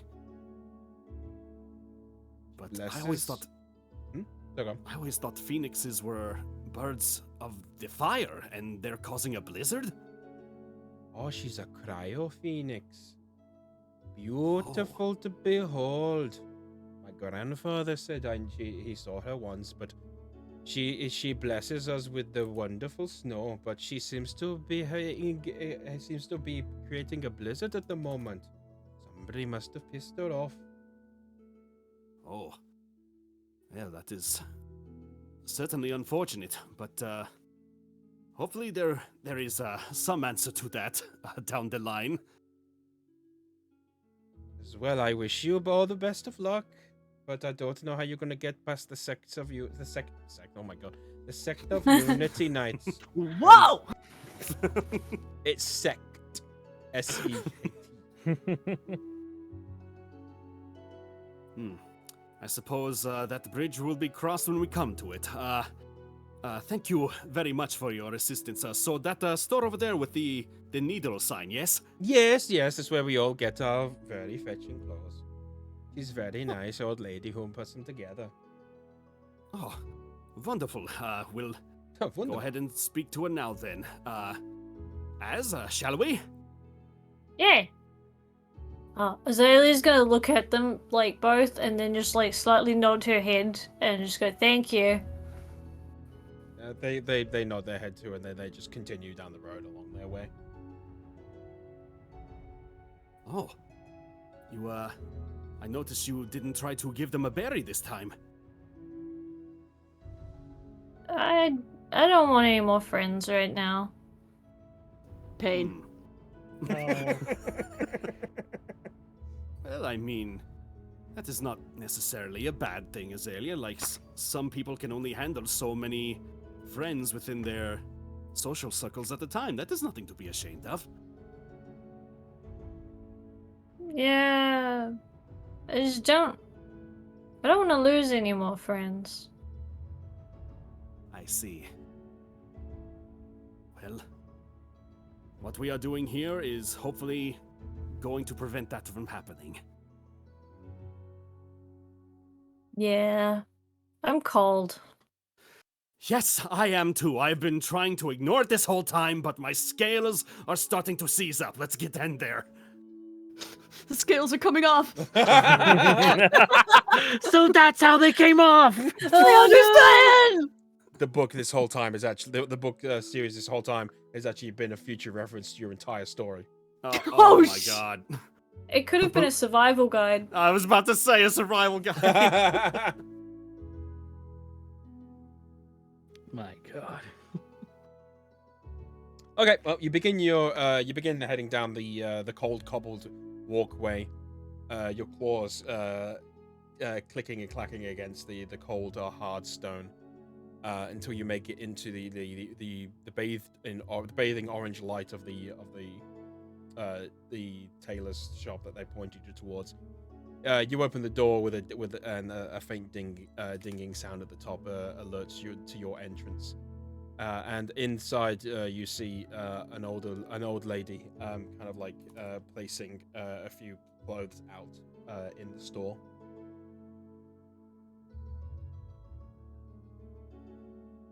Oh, this is already much more inviting.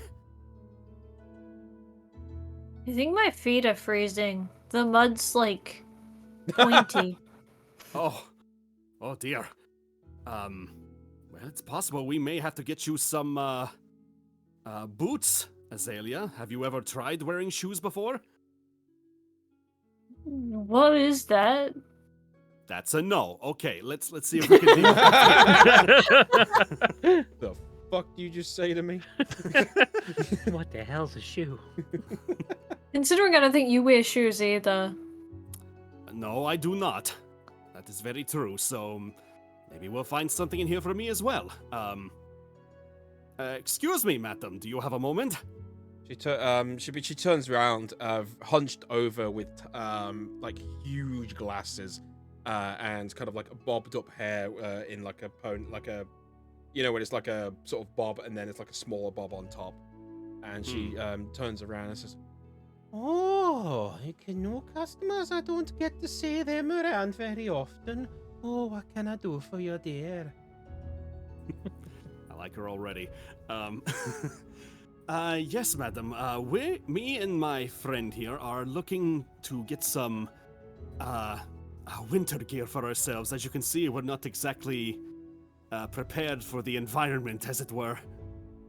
She like moves her glasses and she looks up and down and says, "Oh, you'll catch your death out there. Come on through. I'll find you something. We don't get as many lizards around here, but there's one or two. So I think I have something. And what about you, young lady?" I didn't know you could catch death. How do you catch him? Oh, yes, he'll sneak up on you when you least expect it out here. Okay, so I shouldn't sleep tonight then. Keep That one is the eye takeaway. open, dear. It works for me. I'll catch him. I love this lady. She's so witty. And she comes on over and she kind of like, pulls out of her like pouch with like a big snow flower covered with snow on sewn in and embroidered into the side, and takes out like some form of measuring ruler and begins to like take measurements of you all. Okay. This is quite big. And then she says, "I think we've got something that might work for you. There was a lovely lizard lad who was supposed to pick something up, but unfortunately he didn't, and he hasn't come to gather it. So, to be quite frank, screw him if he's not going to buy it after all the work that I put into this. So, if you wish to buy it, you can have it if you wish. He's about your size." Well, yes, if he is not going to use it, I wouldn't mind giving it a try. I tell you, he's a fool to not buy from me. As you young lady, oh, you're lovely and plump, aren't you? Okay, let's see. I got something here. It might be a little bit big for you, but I think it'll work quite well. And she pulls out like a green, like a very dark green, like woolen inlaid, like assortment, like trousers and like cloak and top and hat and gloves and stuff, with kind of like yak fur like inlaid over the top, so like covering you, so it's like pushing against your face. Oh. It's extremely soft to the touch, kind of like when you get like a new rug in a store. It's like when I turn into a bear, but I'm not a bear. So the clothes are actually giving you a hug this time. I didn't know clothes could give you hugs. Well, I'm sure if you get something warm enough, it will feel like one at least. Aelia just starts putting the hat on. Oh, there you go, dear. Cute as a button. And then she heads on out and picks you up a navy blue outfit. And you can clearly see that it's been shaped specifically to a lizard. So it something that leads down all the way down the tail as well, to keep that warm. And obviously has a few holes for the scales at the top, but they're in slightly different places. But she says, "Oh, don't worry. I'll sew those up so that won't be a problem, dear." Lovely, lovely. Okay, that'll all together, for the both of the outfits, that'll be about 75 silver, darling. Oh, very well. Let's see here. So yeah, I could just for I'm trying to remember the conversion rate here. 10 silver is 1 gold, right? 100 silver is 1 gold. 100 silver is 1 gold. Mm. Ooh, well, we just got a big haul here, so I'll so yeah, I guess 1 gold would cover it. Mm-hmm. Yeah. So yeah, okay, you hang on, everyone. It'll pay for it, plus it'll be the tip as well. So, okay, I'll get you the silver for the repayment. Oh, Don't worry about that. Keep the change. don't you dare! I give you the money you're owed, darling. And she puts the gold coin in and kind of like sorts through like the coins. Here you go, dear. And she hands you the 15 silver. Oh, sorry, 25 silver. Very much appreciated, madam. Thank you. Very good. Okay, is there anything else I can help you with? Do you have like a warm cloak for a kid about this big? She's just gonna put her hand to like Ica height. Oh, I think yes, I got some children's clothing. There's quite a few lovely scamps around here. Let's see. I've got this one, and she brings out kind of like a yellowy, sort of like so basically the same thing that you're wearing, Aelia, but just in like a slightly lighter yellow. And then we have a big guy. He's like me, but bigger. I'm afraid that doesn't really help me, dear. Can we just get him a blanket? I feel like that'll work. I mean, technically, I think he already has a cloak. That's gonna be like a thin cloak, isn't If you it? can bring That's him true. here, It's like a dear, swimming then cloak, so- you can bring him here. I can measure him from toe to tail. Yes, it would be for somebody of orc size. Oh, orc size. Okay, big fella. Okay. Somewhere you can just hear Maddie sneeze, like. Oh no, he's already getting sick! Well, we don't get many orcs around here. I think I might have something I was playing around with. There's a fella around here. He's quite rotund. So I had some his measurements. So if I can work with his, how tall is he again? I think he's not too much taller than Aelia, is he? He's 6'5". I can't remember how tall I made Aelia. I know she's not a small woman. I mean, you can point out just like height, like specifically, like, you know. Yeah, I'd say she just goes like maybe a little bit over her hair. Okay, so about 6'5". Okay, that's about right. Okay, no, he's the fella's about 6 foot, about 6'4", so that should work out. And like I said, he's a rotund fella. He enjoys the yak meat, but this should work, I think. I This love one- her. This one will be about a gold, dear, because I had to use extra material. Aelia, for the first time, because she's just watched somebody do it, she's going to take a gold out of her bag. Oh, thank you, dearie. Okay, I'll take that and put that away. Oh, I'm going to buy myself a lovely pie later. Oh. And she goes to the back room and brings out like a much bigger set. This one is kind of like a pale red. And hands it on over. Okay, anything else, my dears? You're going to run me out of stock here. Can we put something over Parahai? Does Parahai get cold? That is a good question. I'm not sure how much he would appreciate it or not. You may not be the one to sell this, madam, but you wouldn't happen to have, or know of someone that would sell like a cover for like a large, like a horse cart or trolley of some kind. Oh goodness, no, there's nobody here that big, darling. If you're looking for something for that, I'd probably go talk to the young stable boy. He might have something. Makes sense. His name's Graham. He's lovely. All right. Oh man, I'm talking like her. Longer I'm in here. Oh no, it's infectious. All right, I'll go talk to the old stable boy. Oh, finally, I can understand you, dear God. Bloody foreigners. My God.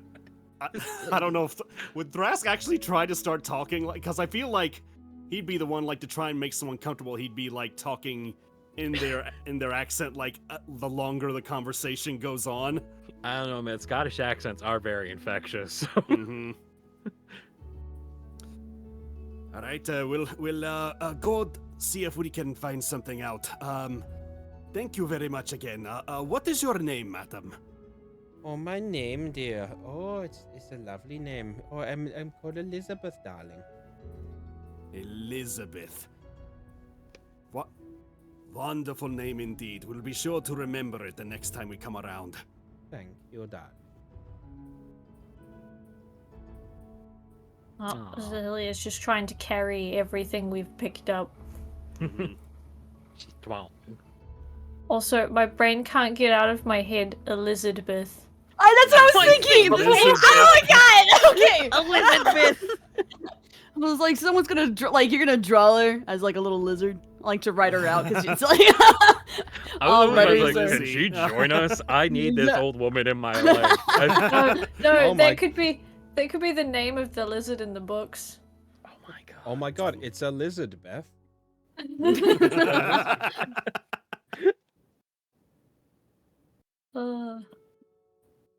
I'll strike fear into my enemies, darling.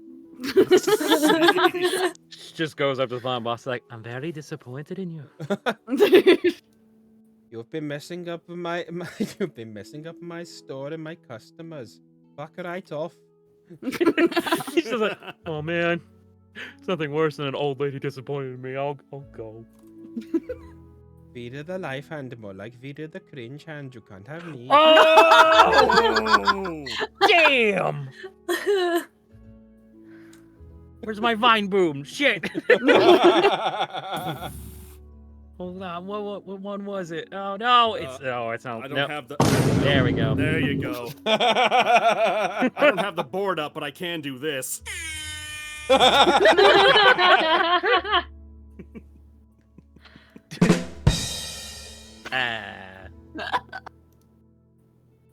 Anyway, yeah, you leave our store and you head on back to where you were supposed to meet. Ica and Shield. Maddie, what are you doing? We are trying to find probably the potion seller first before we go to a blacksmith for new armor for Ica. Hi. Okay. So you're looking around, and there's not really specifically like a potion shop or anything like that because this is just it's just a small town. You've talked to a few people and they've pointed you towards the house of an apothecary who prefers to study in the colder climates and the strange plants that might grow here. Okay. All right. I feel like this is gonna be our best bet for potions. All right. You ready to converse, kid? Yep, I've been practicing like the past 3 days. All right. Then All right. I'm going to let you handle this one. Oh, okay. But if you get stuck, just, tug on my shoulder or like my shirt or something. There has to be a code word. I can't just tug on your shirt. Well, no. Shaky legs.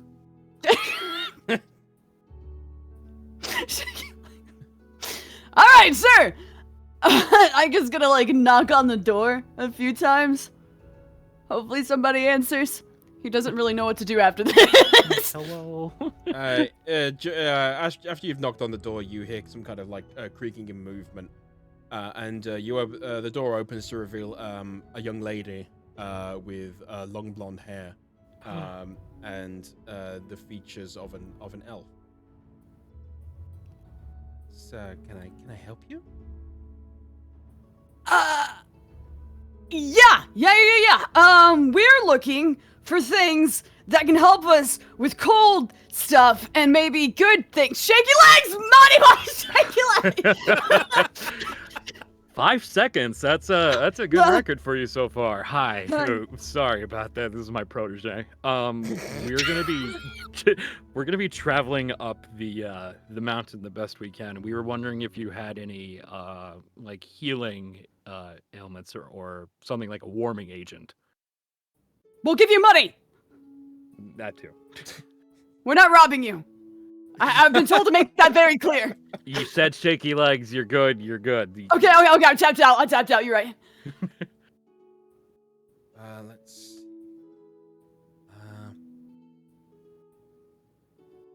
Well, she said. She kind of look. She's in a dressing gown, so she's not. She's clearly not been expecting anybody. She says, well, I'm only here to study myself. I don't particularly usually sell these things, but well, I mean, if you're trying to head up the mountain, then I'd feel terrible if I didn't offer at least some kind of help, I guess. Yeah, wait here. I'll see what I have. Yeah, take your time, please. I'm sorry to have disturbed you. She closes the door and locks it. And after about a couple of minutes, like 5 or 6 minutes, she comes back with a few things. Just okay, well, I've mixed these together over the last few days. Okay, I've got some healing potions here. Like they're not very good, but they're okay. And but my most importantly, and I'm very proud of these. And she lifts up like a vial of kind of like viscous looking liquid, and within it it's kind of like a translucent blue with like looks like almost snowflakes moving around it. As if you take one of these, and you won't feel you won't feel the damaging effects of cold for a while. Ooh, that would definitely come in handy. Oh. Yeah, we'll definitely take that, and the potions too, because why not? It's any healing potion still a healing potion. Okay. So that one is just a normal potion of healing, Okay. and the other one is a potion of cold resistance. Okay. How much is that? I've only got the two. How many of these are you going to need? Well, I burnt through a lot of them our last expedition, so I'll definitely take the healing potions, whatever you have.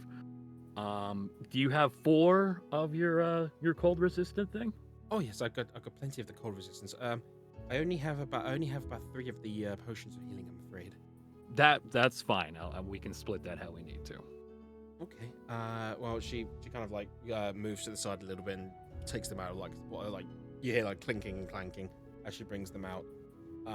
She says, well, if you could just give me about a gold, and then that would cover wholesale everything I had to buy for it. You know what? Take 2, because we caught you at a very awkward time.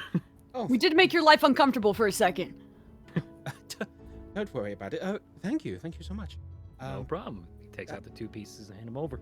And she hands you things. Says, it might not be any of my business, but what? May I ask why you're trying to head up the mountain at a time like this? Oh, I guess you could say we are adventurers, and it's, an expedition I wanted to do, because, as you can see, my age is catching up to me, and I kind of have a little bit of a bucket list to hit. But why? Is there an issue with the mountain recently? I mean, I don't know if you've ever visited here before, but the blizzard there's a blizzard going on by the mountain right now. The locals believe it's the legend of the Cryo Phoenix has been enraged, and not something I personally really believe in, but this blizzard has been raging on for many days now, and it's incredibly dangerous to go up there. The Sect of Unity have closed it off entirely. Sect of Unity? Is that like a police force here? It's a holy force that help around here. I mean, if you have some time, I can describe them if you wish. Sure. Yeah, we'd be on the lookout for him, I guess.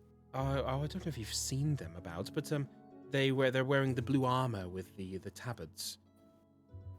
Oh, that was them. Mm-hmm, Okay. Yes. They have a hollowed tree with a hand caressing the leaves.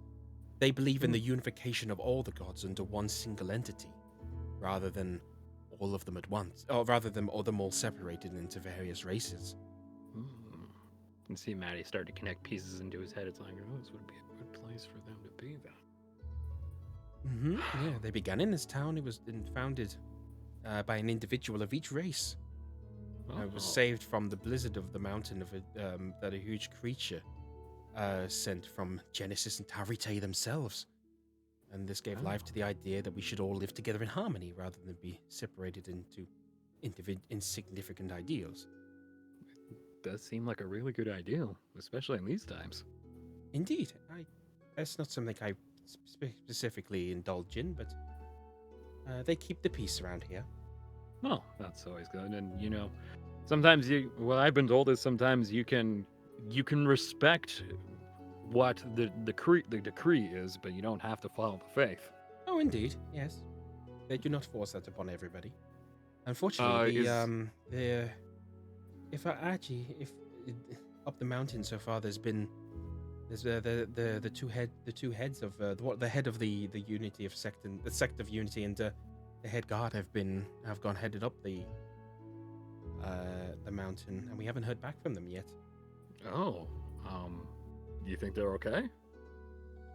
I mean, I hope so. I mean, they can handle themselves, but it's very dangerous up there at the moment. So, please, if you must go for such a, if you don't mind me saying, frivolous reason, please be careful. We will, and if we run into those guys, we'll make sure they get back okay. If they've been up there for a while, they must be tired. Okay, well, anyway, I wish you the best and good luck. Thank you, and I appreciate your time. Thank you for allowing me to socialize with you. The introvert says.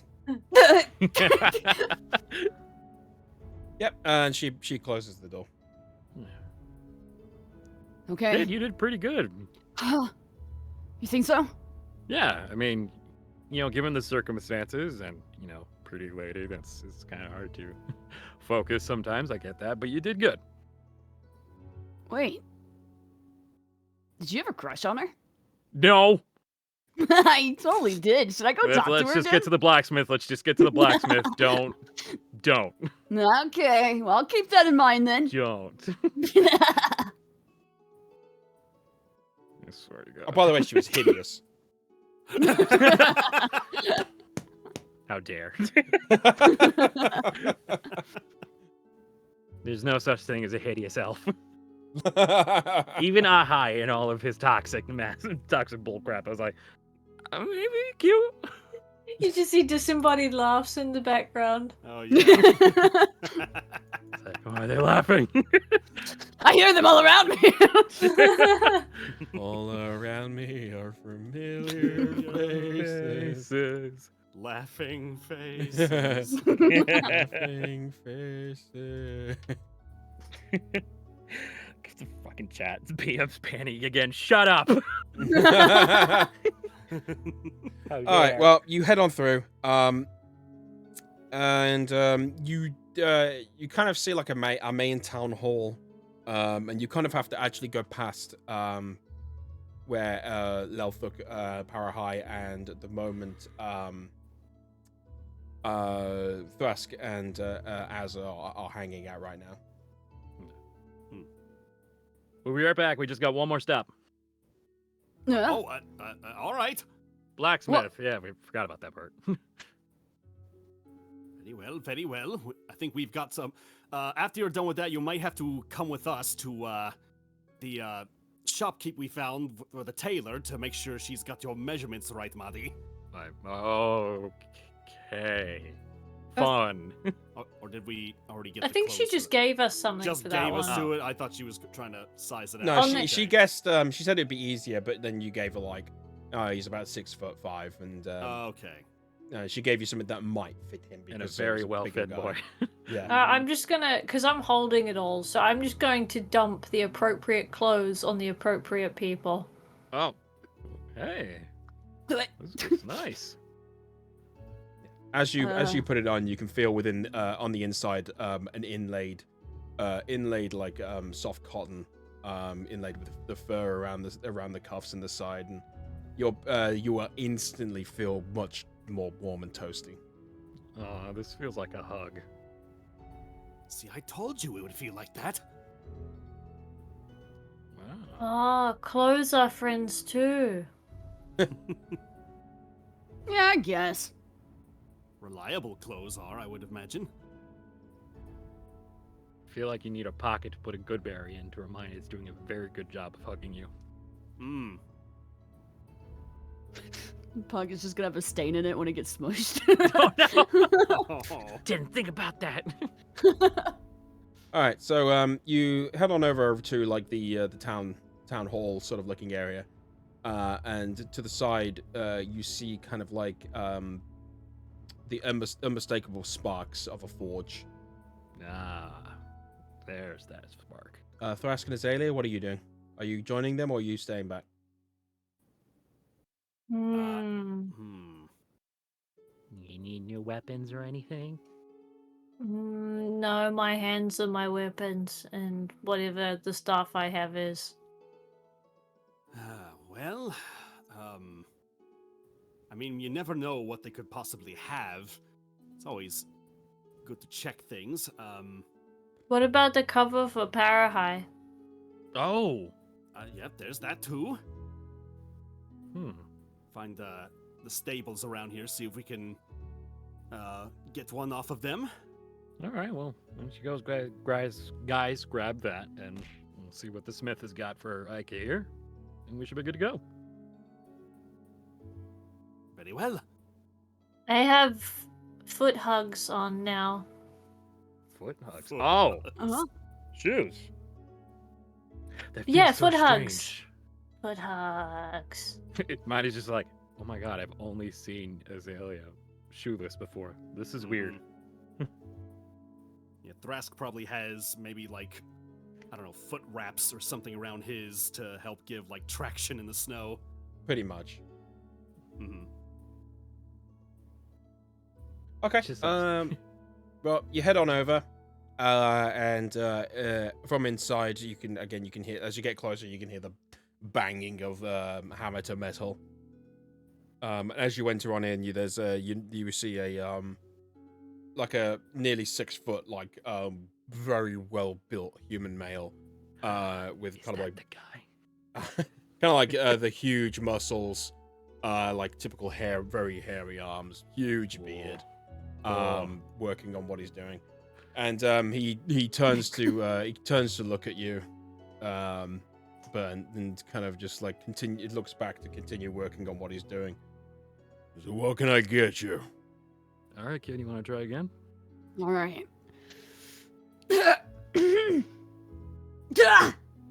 He's like taking time to himself to work himself up to it, just right in front of this Zelda guy. attack.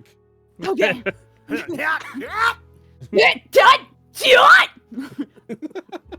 Okay. Huh. I need to be stronger. Wait a minute. I think that was too forward. It's a good Okay. start. All right. Do you have armor? Can you make mine better? So defense happens, so I don't die. What is it you're actually wearing at the moment? I think it's scale now. Yes, scale mill, Scale mail. the blue one. Because I think after that, I'm pretty sure it's full play, isn't it? Or is it half? There's they have a I think half there's play, chainmail, which is 16, and I think there's full plate, which is 18, which is ungodly expensive. But And there's half plate as well. Yeah. yes, and I think there's one in the middle that's 17 armor rating, but I'm blanking on what it's called. Let me see here. Splint, that's the one. Yeah, there's chain, scale, breast, half plate, and then it goes into heavy armor. I think he wants to stay in the medium bracket. Yeah, heavy armor. Yeah, because heavy armor doesn't let you add your dex modifier to stuff.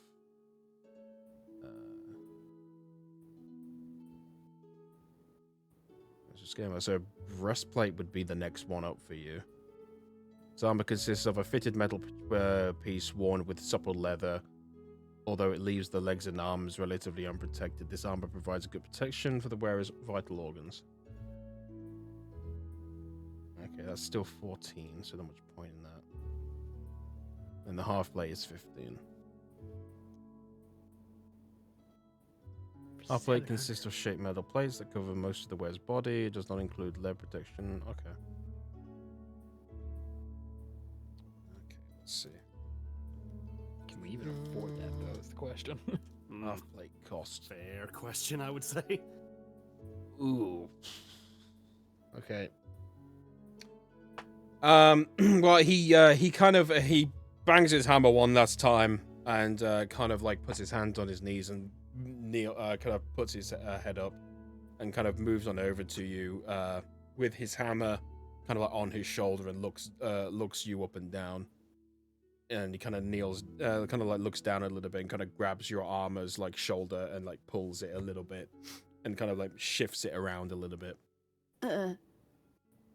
And each time he does this, you're almost like lifted off the ground. Yeah, I was about to say, I'm like, Ika's just kind of like dangling there. The only thing you're gonna get better than this is breast or half plate. It's gonna cost you. I see. Is there any way to like, maybe amplify this one?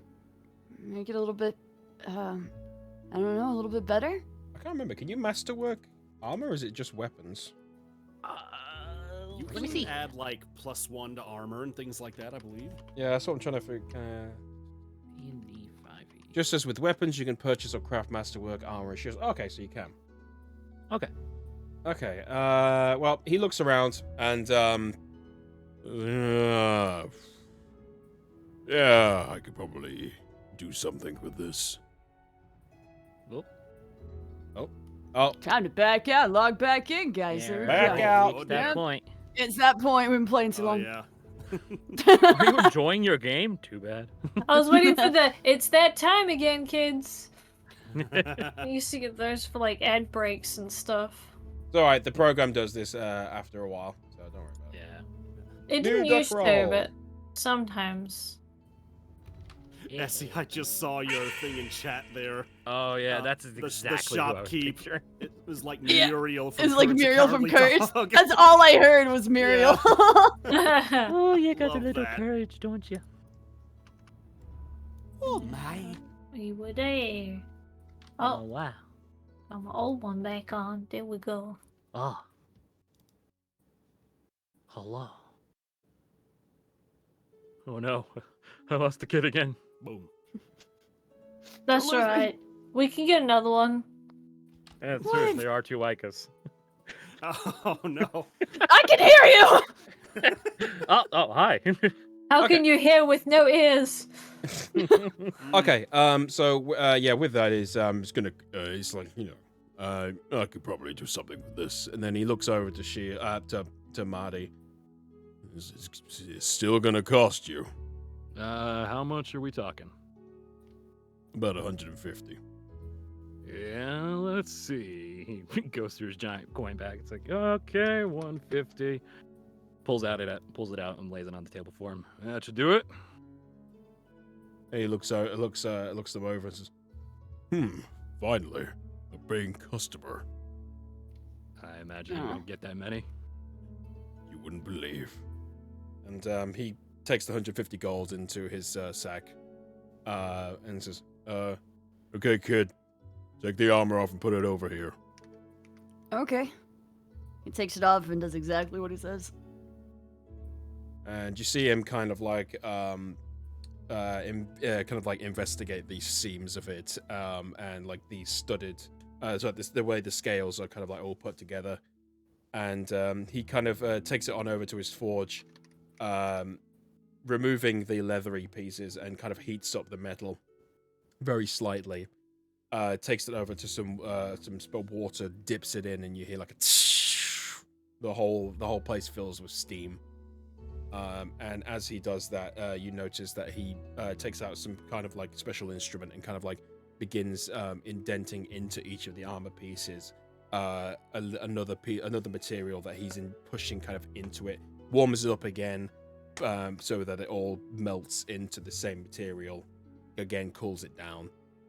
He then begins to reattach all of the leathery pieces back again, but he reattaches them with much thicker leather straps and pulls them really tightly. This would usually take time, just to speed things along. And he hands you over this new piece. So you now have a masterwork scale mail +1. So that'll be +1 to your AC. Yay! Sick. Worth it. Wow. Speedy and quality. Good job. I know what I'm doing. Yeah, I can tell. We Is there appreciate anything your else? business. Nope, I think that's got us covered. With that, he goes straight back to working on the assignment that he was working on previously. All right, strap up, kid. Let's go. Okay. And that was much better conversation. Sorry, a masterwork blacksmith, masterworking player armor with just a dink done. That's how artificers do it. No, he does it like in an RPG. So they just like rubs his hands together over it while the sounds are for some reason looking through a leather bag. Well, a happy little chime plays like dun dun dun dun dun dun dun. Done. I think the Sorry, most it's been a common while one since is we had a customer. the next time someone else buys something after you, you just hear dun dun dun dun. It's like, oh, he finished. He the completes it, puts it in a chest. Can you just hand this to me? Open the chest. No.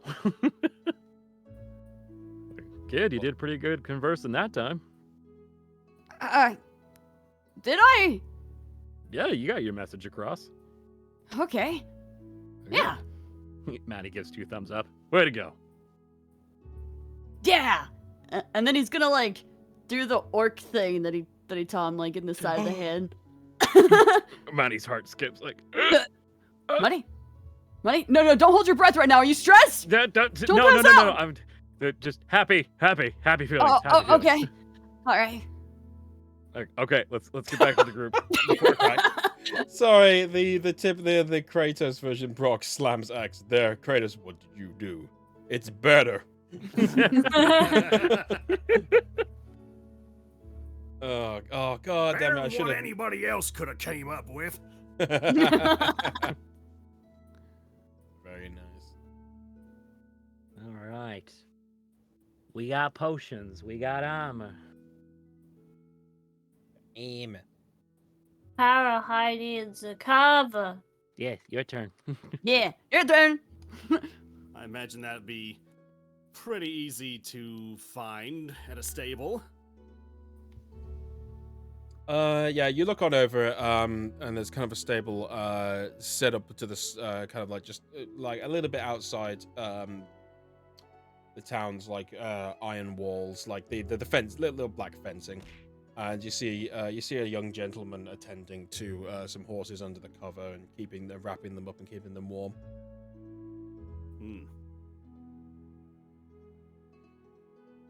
Well, let's see what we have here. Excuse me there, stableman. He kind of looks over while he's tightening the things on the horse, and kind of just looks back to what he was doing. What do you want? Oh, not to take up much of your time, we're just looking to see if you happen to sell any kind of carriage covers or cart covers, anything like that.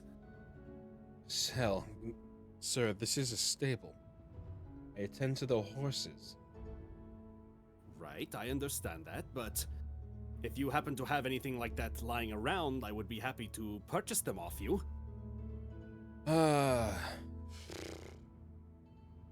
I mean, there's one back there who's got a little bit of a hole in it, but you can take that off my hands if you want. All right, fair enough. How much would you like for it? Man, just take it. Oh. Well, all right. Fair enough. Man, and Elizabeth said he was nice. Well, to be fair, he's out in the cold blizzard now, much colder, and he's doing a job. Basically, it's like going into like a store that doesn't actually sell stuff and just asking like, do you work here? Do you sell this thing? Oh, fair point. Like, sir, this isn't Wendy's. I just work here. I would like to buy your horse cover. All right, well, I'll just go to where he's pointing to and see if I can find where it is. Yeah. You look kind of like through like a little crate, and you notice like a cover that's usually used for various different wagons and stuff. And you notice it's got like a couple of holes through it, but nothing like huge or major. Well, I suppose it'll do for the situation at hand. Aelia, I can't think of anything else we may need in the stables here, would you?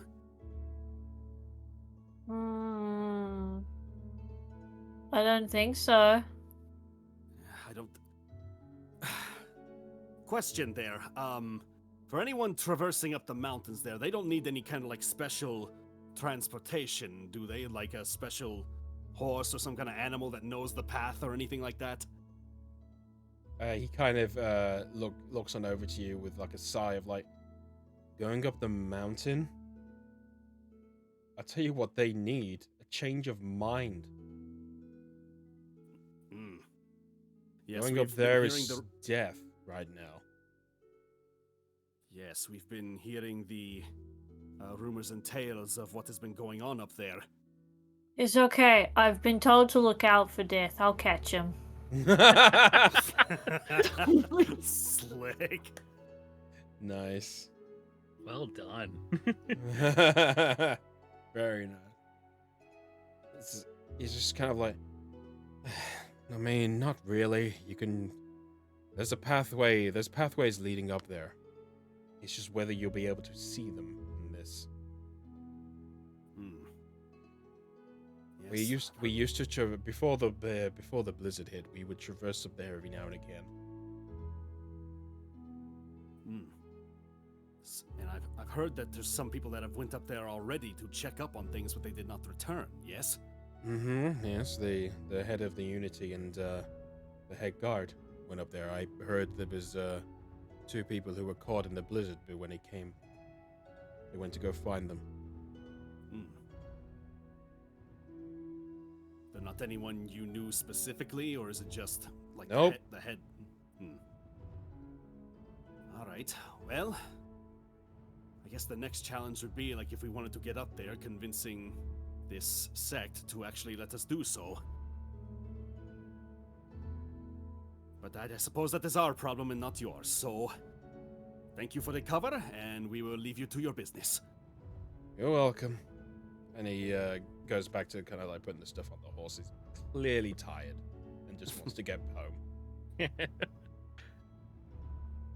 Azalea's gonna leave a berry just on the you know how like the stables normally have like those open windows for the horses? Yeah. She's gonna leave one of those near the exit. Aw. Okay.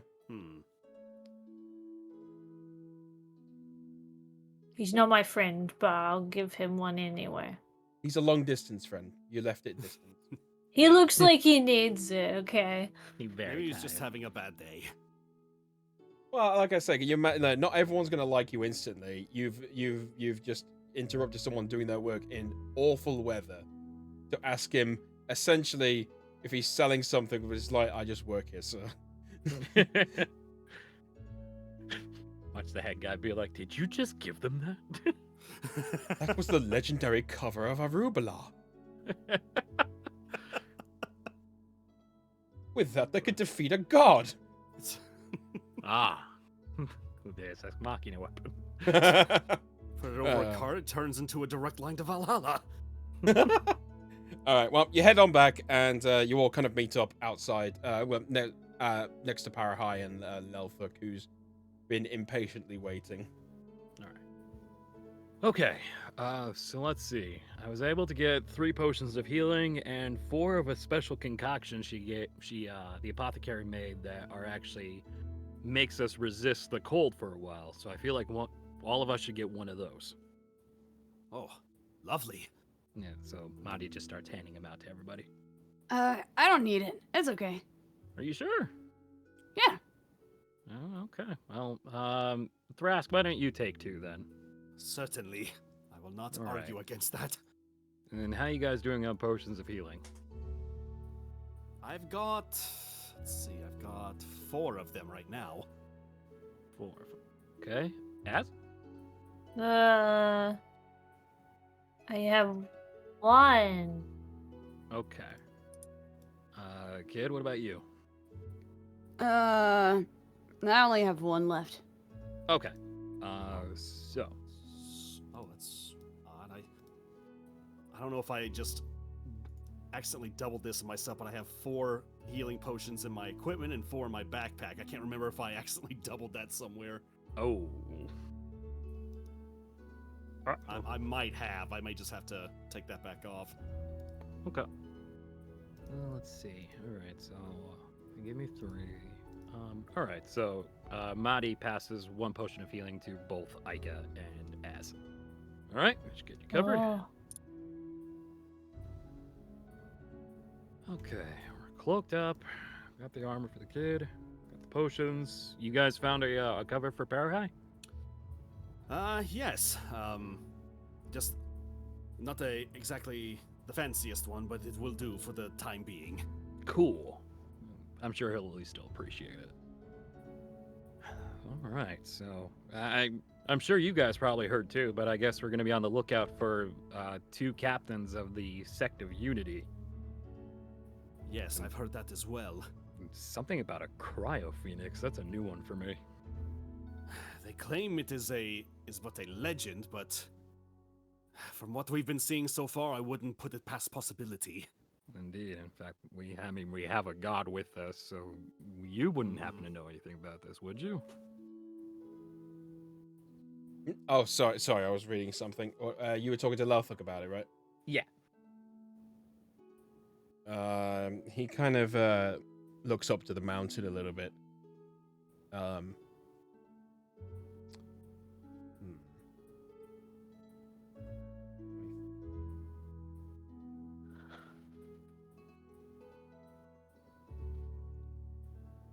Okay.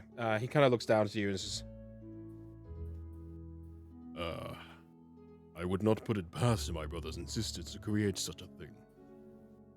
This was not created by my hand. I see. But it does exist. I would not put it past my brothers and sisters. Okay. Well then, at least that's something to keep in mind. All right. I think we've burnt enough time enough. I say we get going. What do you guys think? Yeah. All right. Yeah, as you Just ready? make sure everyone's in their new winter gear before we head out. Yeah. Yeah. Also, BRB, the dog's being a dog. Dog. That makes no sense. I've got her right here. She's a fat egg. 2 Kimikos? Thing is, like, she knows. Kimiko and Kimi Dose. Thing is, she knows it's bedtime, like hours ago. Mhm. She's like, Like, Mom, oh, Dad, why aren't you going to bed? I'm on sleeps.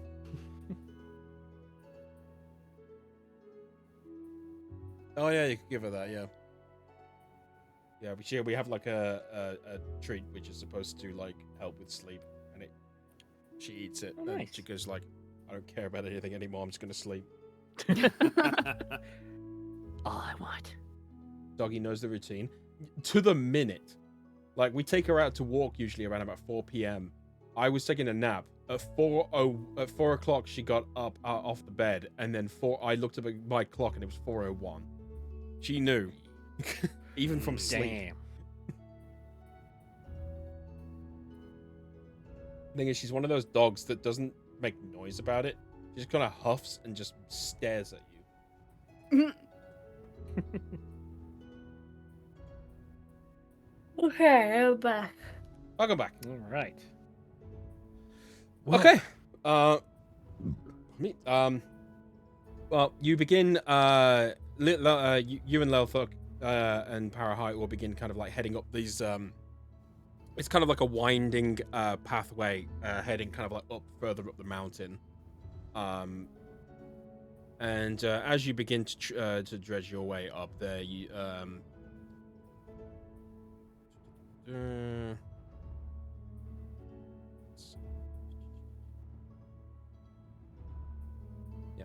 you make your way up to the entrance, and you can kind of see like carved into the to the side of the mountain is kind of like has been carved like a stone archway with a big door blocking the way, the only entrance up. And next to it, you begin to make out a young human boy, must be barely entering the age of manhood, standing with his hand rubbing between one another as he breathes into them, with a foolish attempt to stay warm. Leaning against his arm, a basic wooden spear, and through the swirling of the snow, you can make out that he's wearing the same armor as the people back in town. Oh, he's one of the Unity guys. Not looking too good. Part of it is he looks so young. Couldn't just leave a kid out there in the cold like this.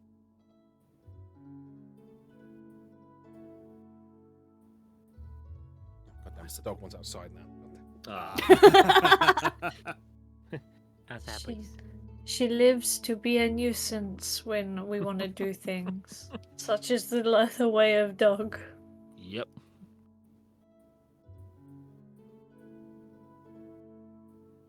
She won't wake me up later. God, it's the worst when you're like so comfortable and then the dog's like, it's 2 a.m. Mother, I need to pee. Mother, I require you to open the door. Oh, she'll sit right next to the bed and then just like start panting in your ear and then just stand on any creaky floorboard and jump up and down like off and on the bed. Alright, anyway. Continue.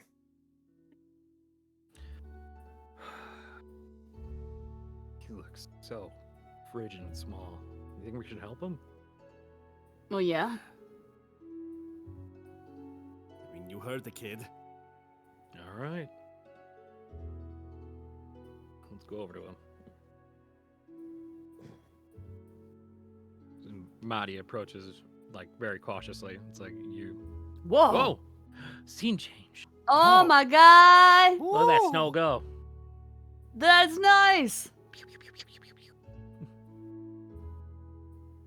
All right, It's you begin to blizzard. you begin to approach the young man, and he through the snow he kind of peers his head up and notices you, and he grabs his spear and points it towards you all.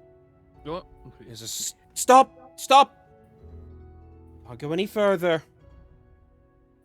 Why? But there's a blizzard on the mountain. No one can come up here. I mean, it looks like you're really cold. Are you doing okay? That doesn't matter. You're not allowed up here. We'll be fine.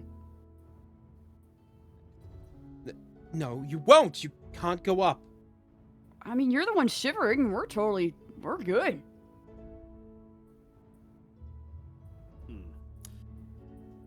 Thrask will like step forward a bit and said, "Maybe I can help you with your state a little bit if you don't mind me helping a little." Look, bribery won't work. You're not allowed through here. I'm not trying to bribe you. I'm just trying to help a boy that I see freezing in the cold. He's kind of in the same position with a spear held up to you guys and not letting. I'll just now prestidigitation says I can warm up to 1 cubic foot of non-living material for an hour, so I'll kind of like point towards his I guess like whatever, like chest piece he's wearing or something, and then just prestidigitate and try and warm it up a bit. Okay, you do that, and you begin to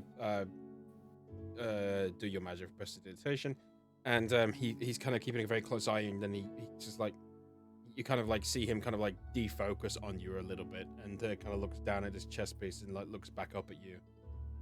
Just that's nice, but I still can't let you past here.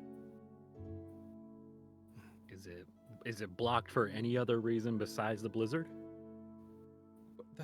That's a very good reason. You'll die. No one is allowed to go up.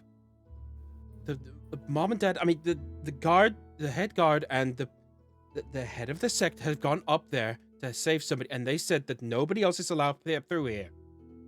But we were told they haven't come back yet. And he kind of swallows and looks down. I know, but We can help. We've helped a lot of people. We can probably find them if you let us pass. He's clearly visibly shaken, and is clearly he's still not giving in, but you can clearly see his guard is kind of slightly down a bit. Edgar's gonna walk towards. Oh, my bad. Yeah. Maddie leans down and just like tries to get eye level with him. He's like, "It's okay. I know you're just trying to do your job, and I know you're worried about who's up there, regardless of what status they are or who they mean to you. We need to get up there, and we can also find them for you, but it requires us getting through that gate. Please." He kind of is still holding it, his spear, and he kind of looks down and just sort of like is almost like in tears, just like, and he kind of lowers the stick a little bit and then just continues to kind of like look down.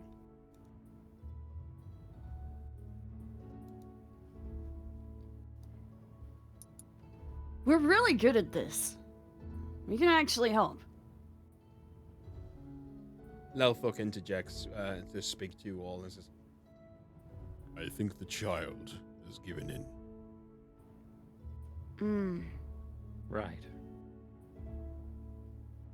He just gently puts a hand on the kid's shoulder and he's like, "Don't worry." He kind of You like see 'em? visibly jolts. "Don't worry.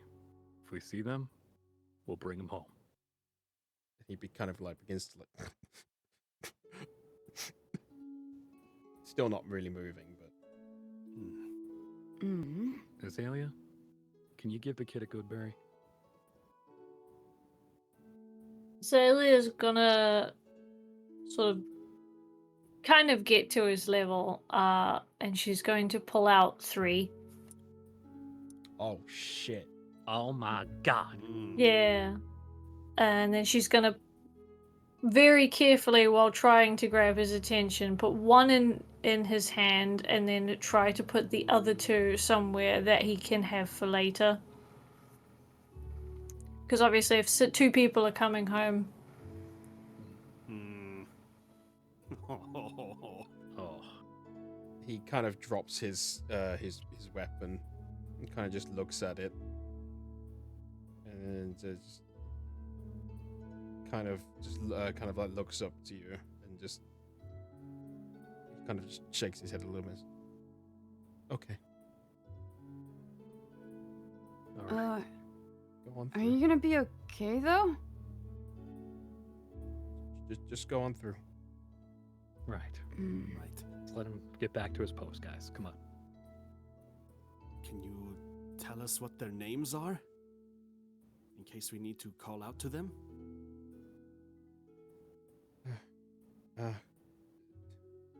Joseph and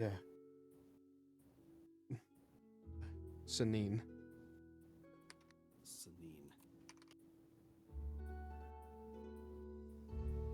Very well.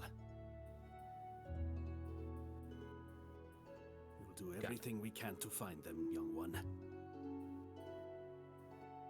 And Lelthok at this point just begins to walk forward and kind of like pushes the door open. Right. Let's get moving. We got 2 jobs to do now. Understood. As you do, Parahai kind of you guys you kind of hear within your minds. I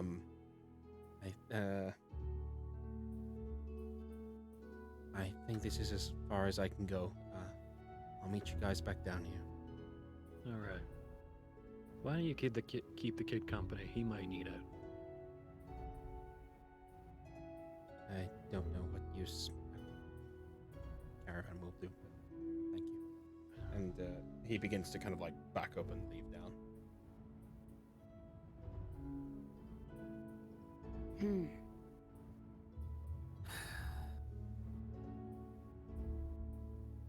Yeah, I think Thrask would definitely clock that, thinking like, okay, Lulthuk must have said something to Parahai that's really got him distraught at this point.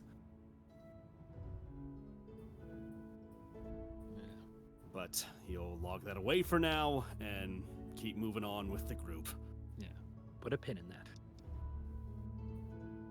Beat up God later. He's a very Kill bad him dog. twice.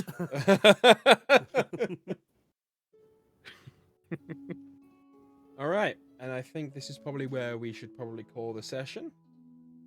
All right. All All right. right, there we go. Woo! So, Yeah, we're in a snow mountain. Mhm. next episode, Snow World. you guys will be climbing the mountain to the location of Descendants, where you will fulfill your destiny. Ooh. Mm-mm-mm. Discover the real reason all this has been happening. Oh my. Oh, heck yeah. Goodness. So the next session will be on the 1st of June. Hey. Are we all okay for that? Yes. Yeah. I Yes. think so. I might be. If we start a little bit early in the day, it would be better for me because I'm gonna be driving later that night Okay. up north for a few things. So let's see what happens. I am never gonna complain at being earlier. So, would you guys be against starting an hour earlier, or? Sure, that's fine by me. Just I know. remind me, because I'll forget. Okay. Right. All right. Well, if we're all okay, so would that help then? Yeah, I Yeah. think so. Okay. Cool. All right. Well, we can look at starting an hour earlier then. So the 1st of June. But anyway, thank you so much, everyone, for coming along, and thank you for all the subs as well and the bits. Thank you, Amy, Keston, Essie, and Pat for joining me as per usual. Thank you for allowing me to tell you the story. Very Thank you much. for having us. No, of Yeah. course. This has been absolutely wonderful, and thank you guys for coming to the allowing us to begin on such a great high for the next season. And we look forward to portraying it again next time. So, Yeah. 1st of June at 9 p.m., so an hour earlier than usual, we'll be doing the campaign. I will write that down so I do not forget. Lovely. Right. It gives me time to finish animating Kirsten's attack. Oh yeah. only one of it moves. But yes, so I've got a lot planned for the climb up the mountain, as well as some interesting encounters. And when you eventually get to the top, damn it, I can't spoil, but things are going to change. Oh boy. Things are going to change, and finally, the main idea I've had since the beginning of this will be coming to fruition. Ooh. Oh my. Good and bad, That's exciting. Has Very. all of this been a prologue, Andy? pretty much. Oh, shit. Oh my god. I'm actually, yeah, I'm not joking. Like, pretty much the actual campaign will kind of like start next episode. It's like Vinland Saga. God. All Except of the- season 1 was a prologue, and then season 2 got into the real stuff. There's something at the top of the mountain. Well, it's supposed to be the location where the gods first step foot. is what the Oh, legends my believed, and then Lelfuk informed you that this was actually where their resting place is.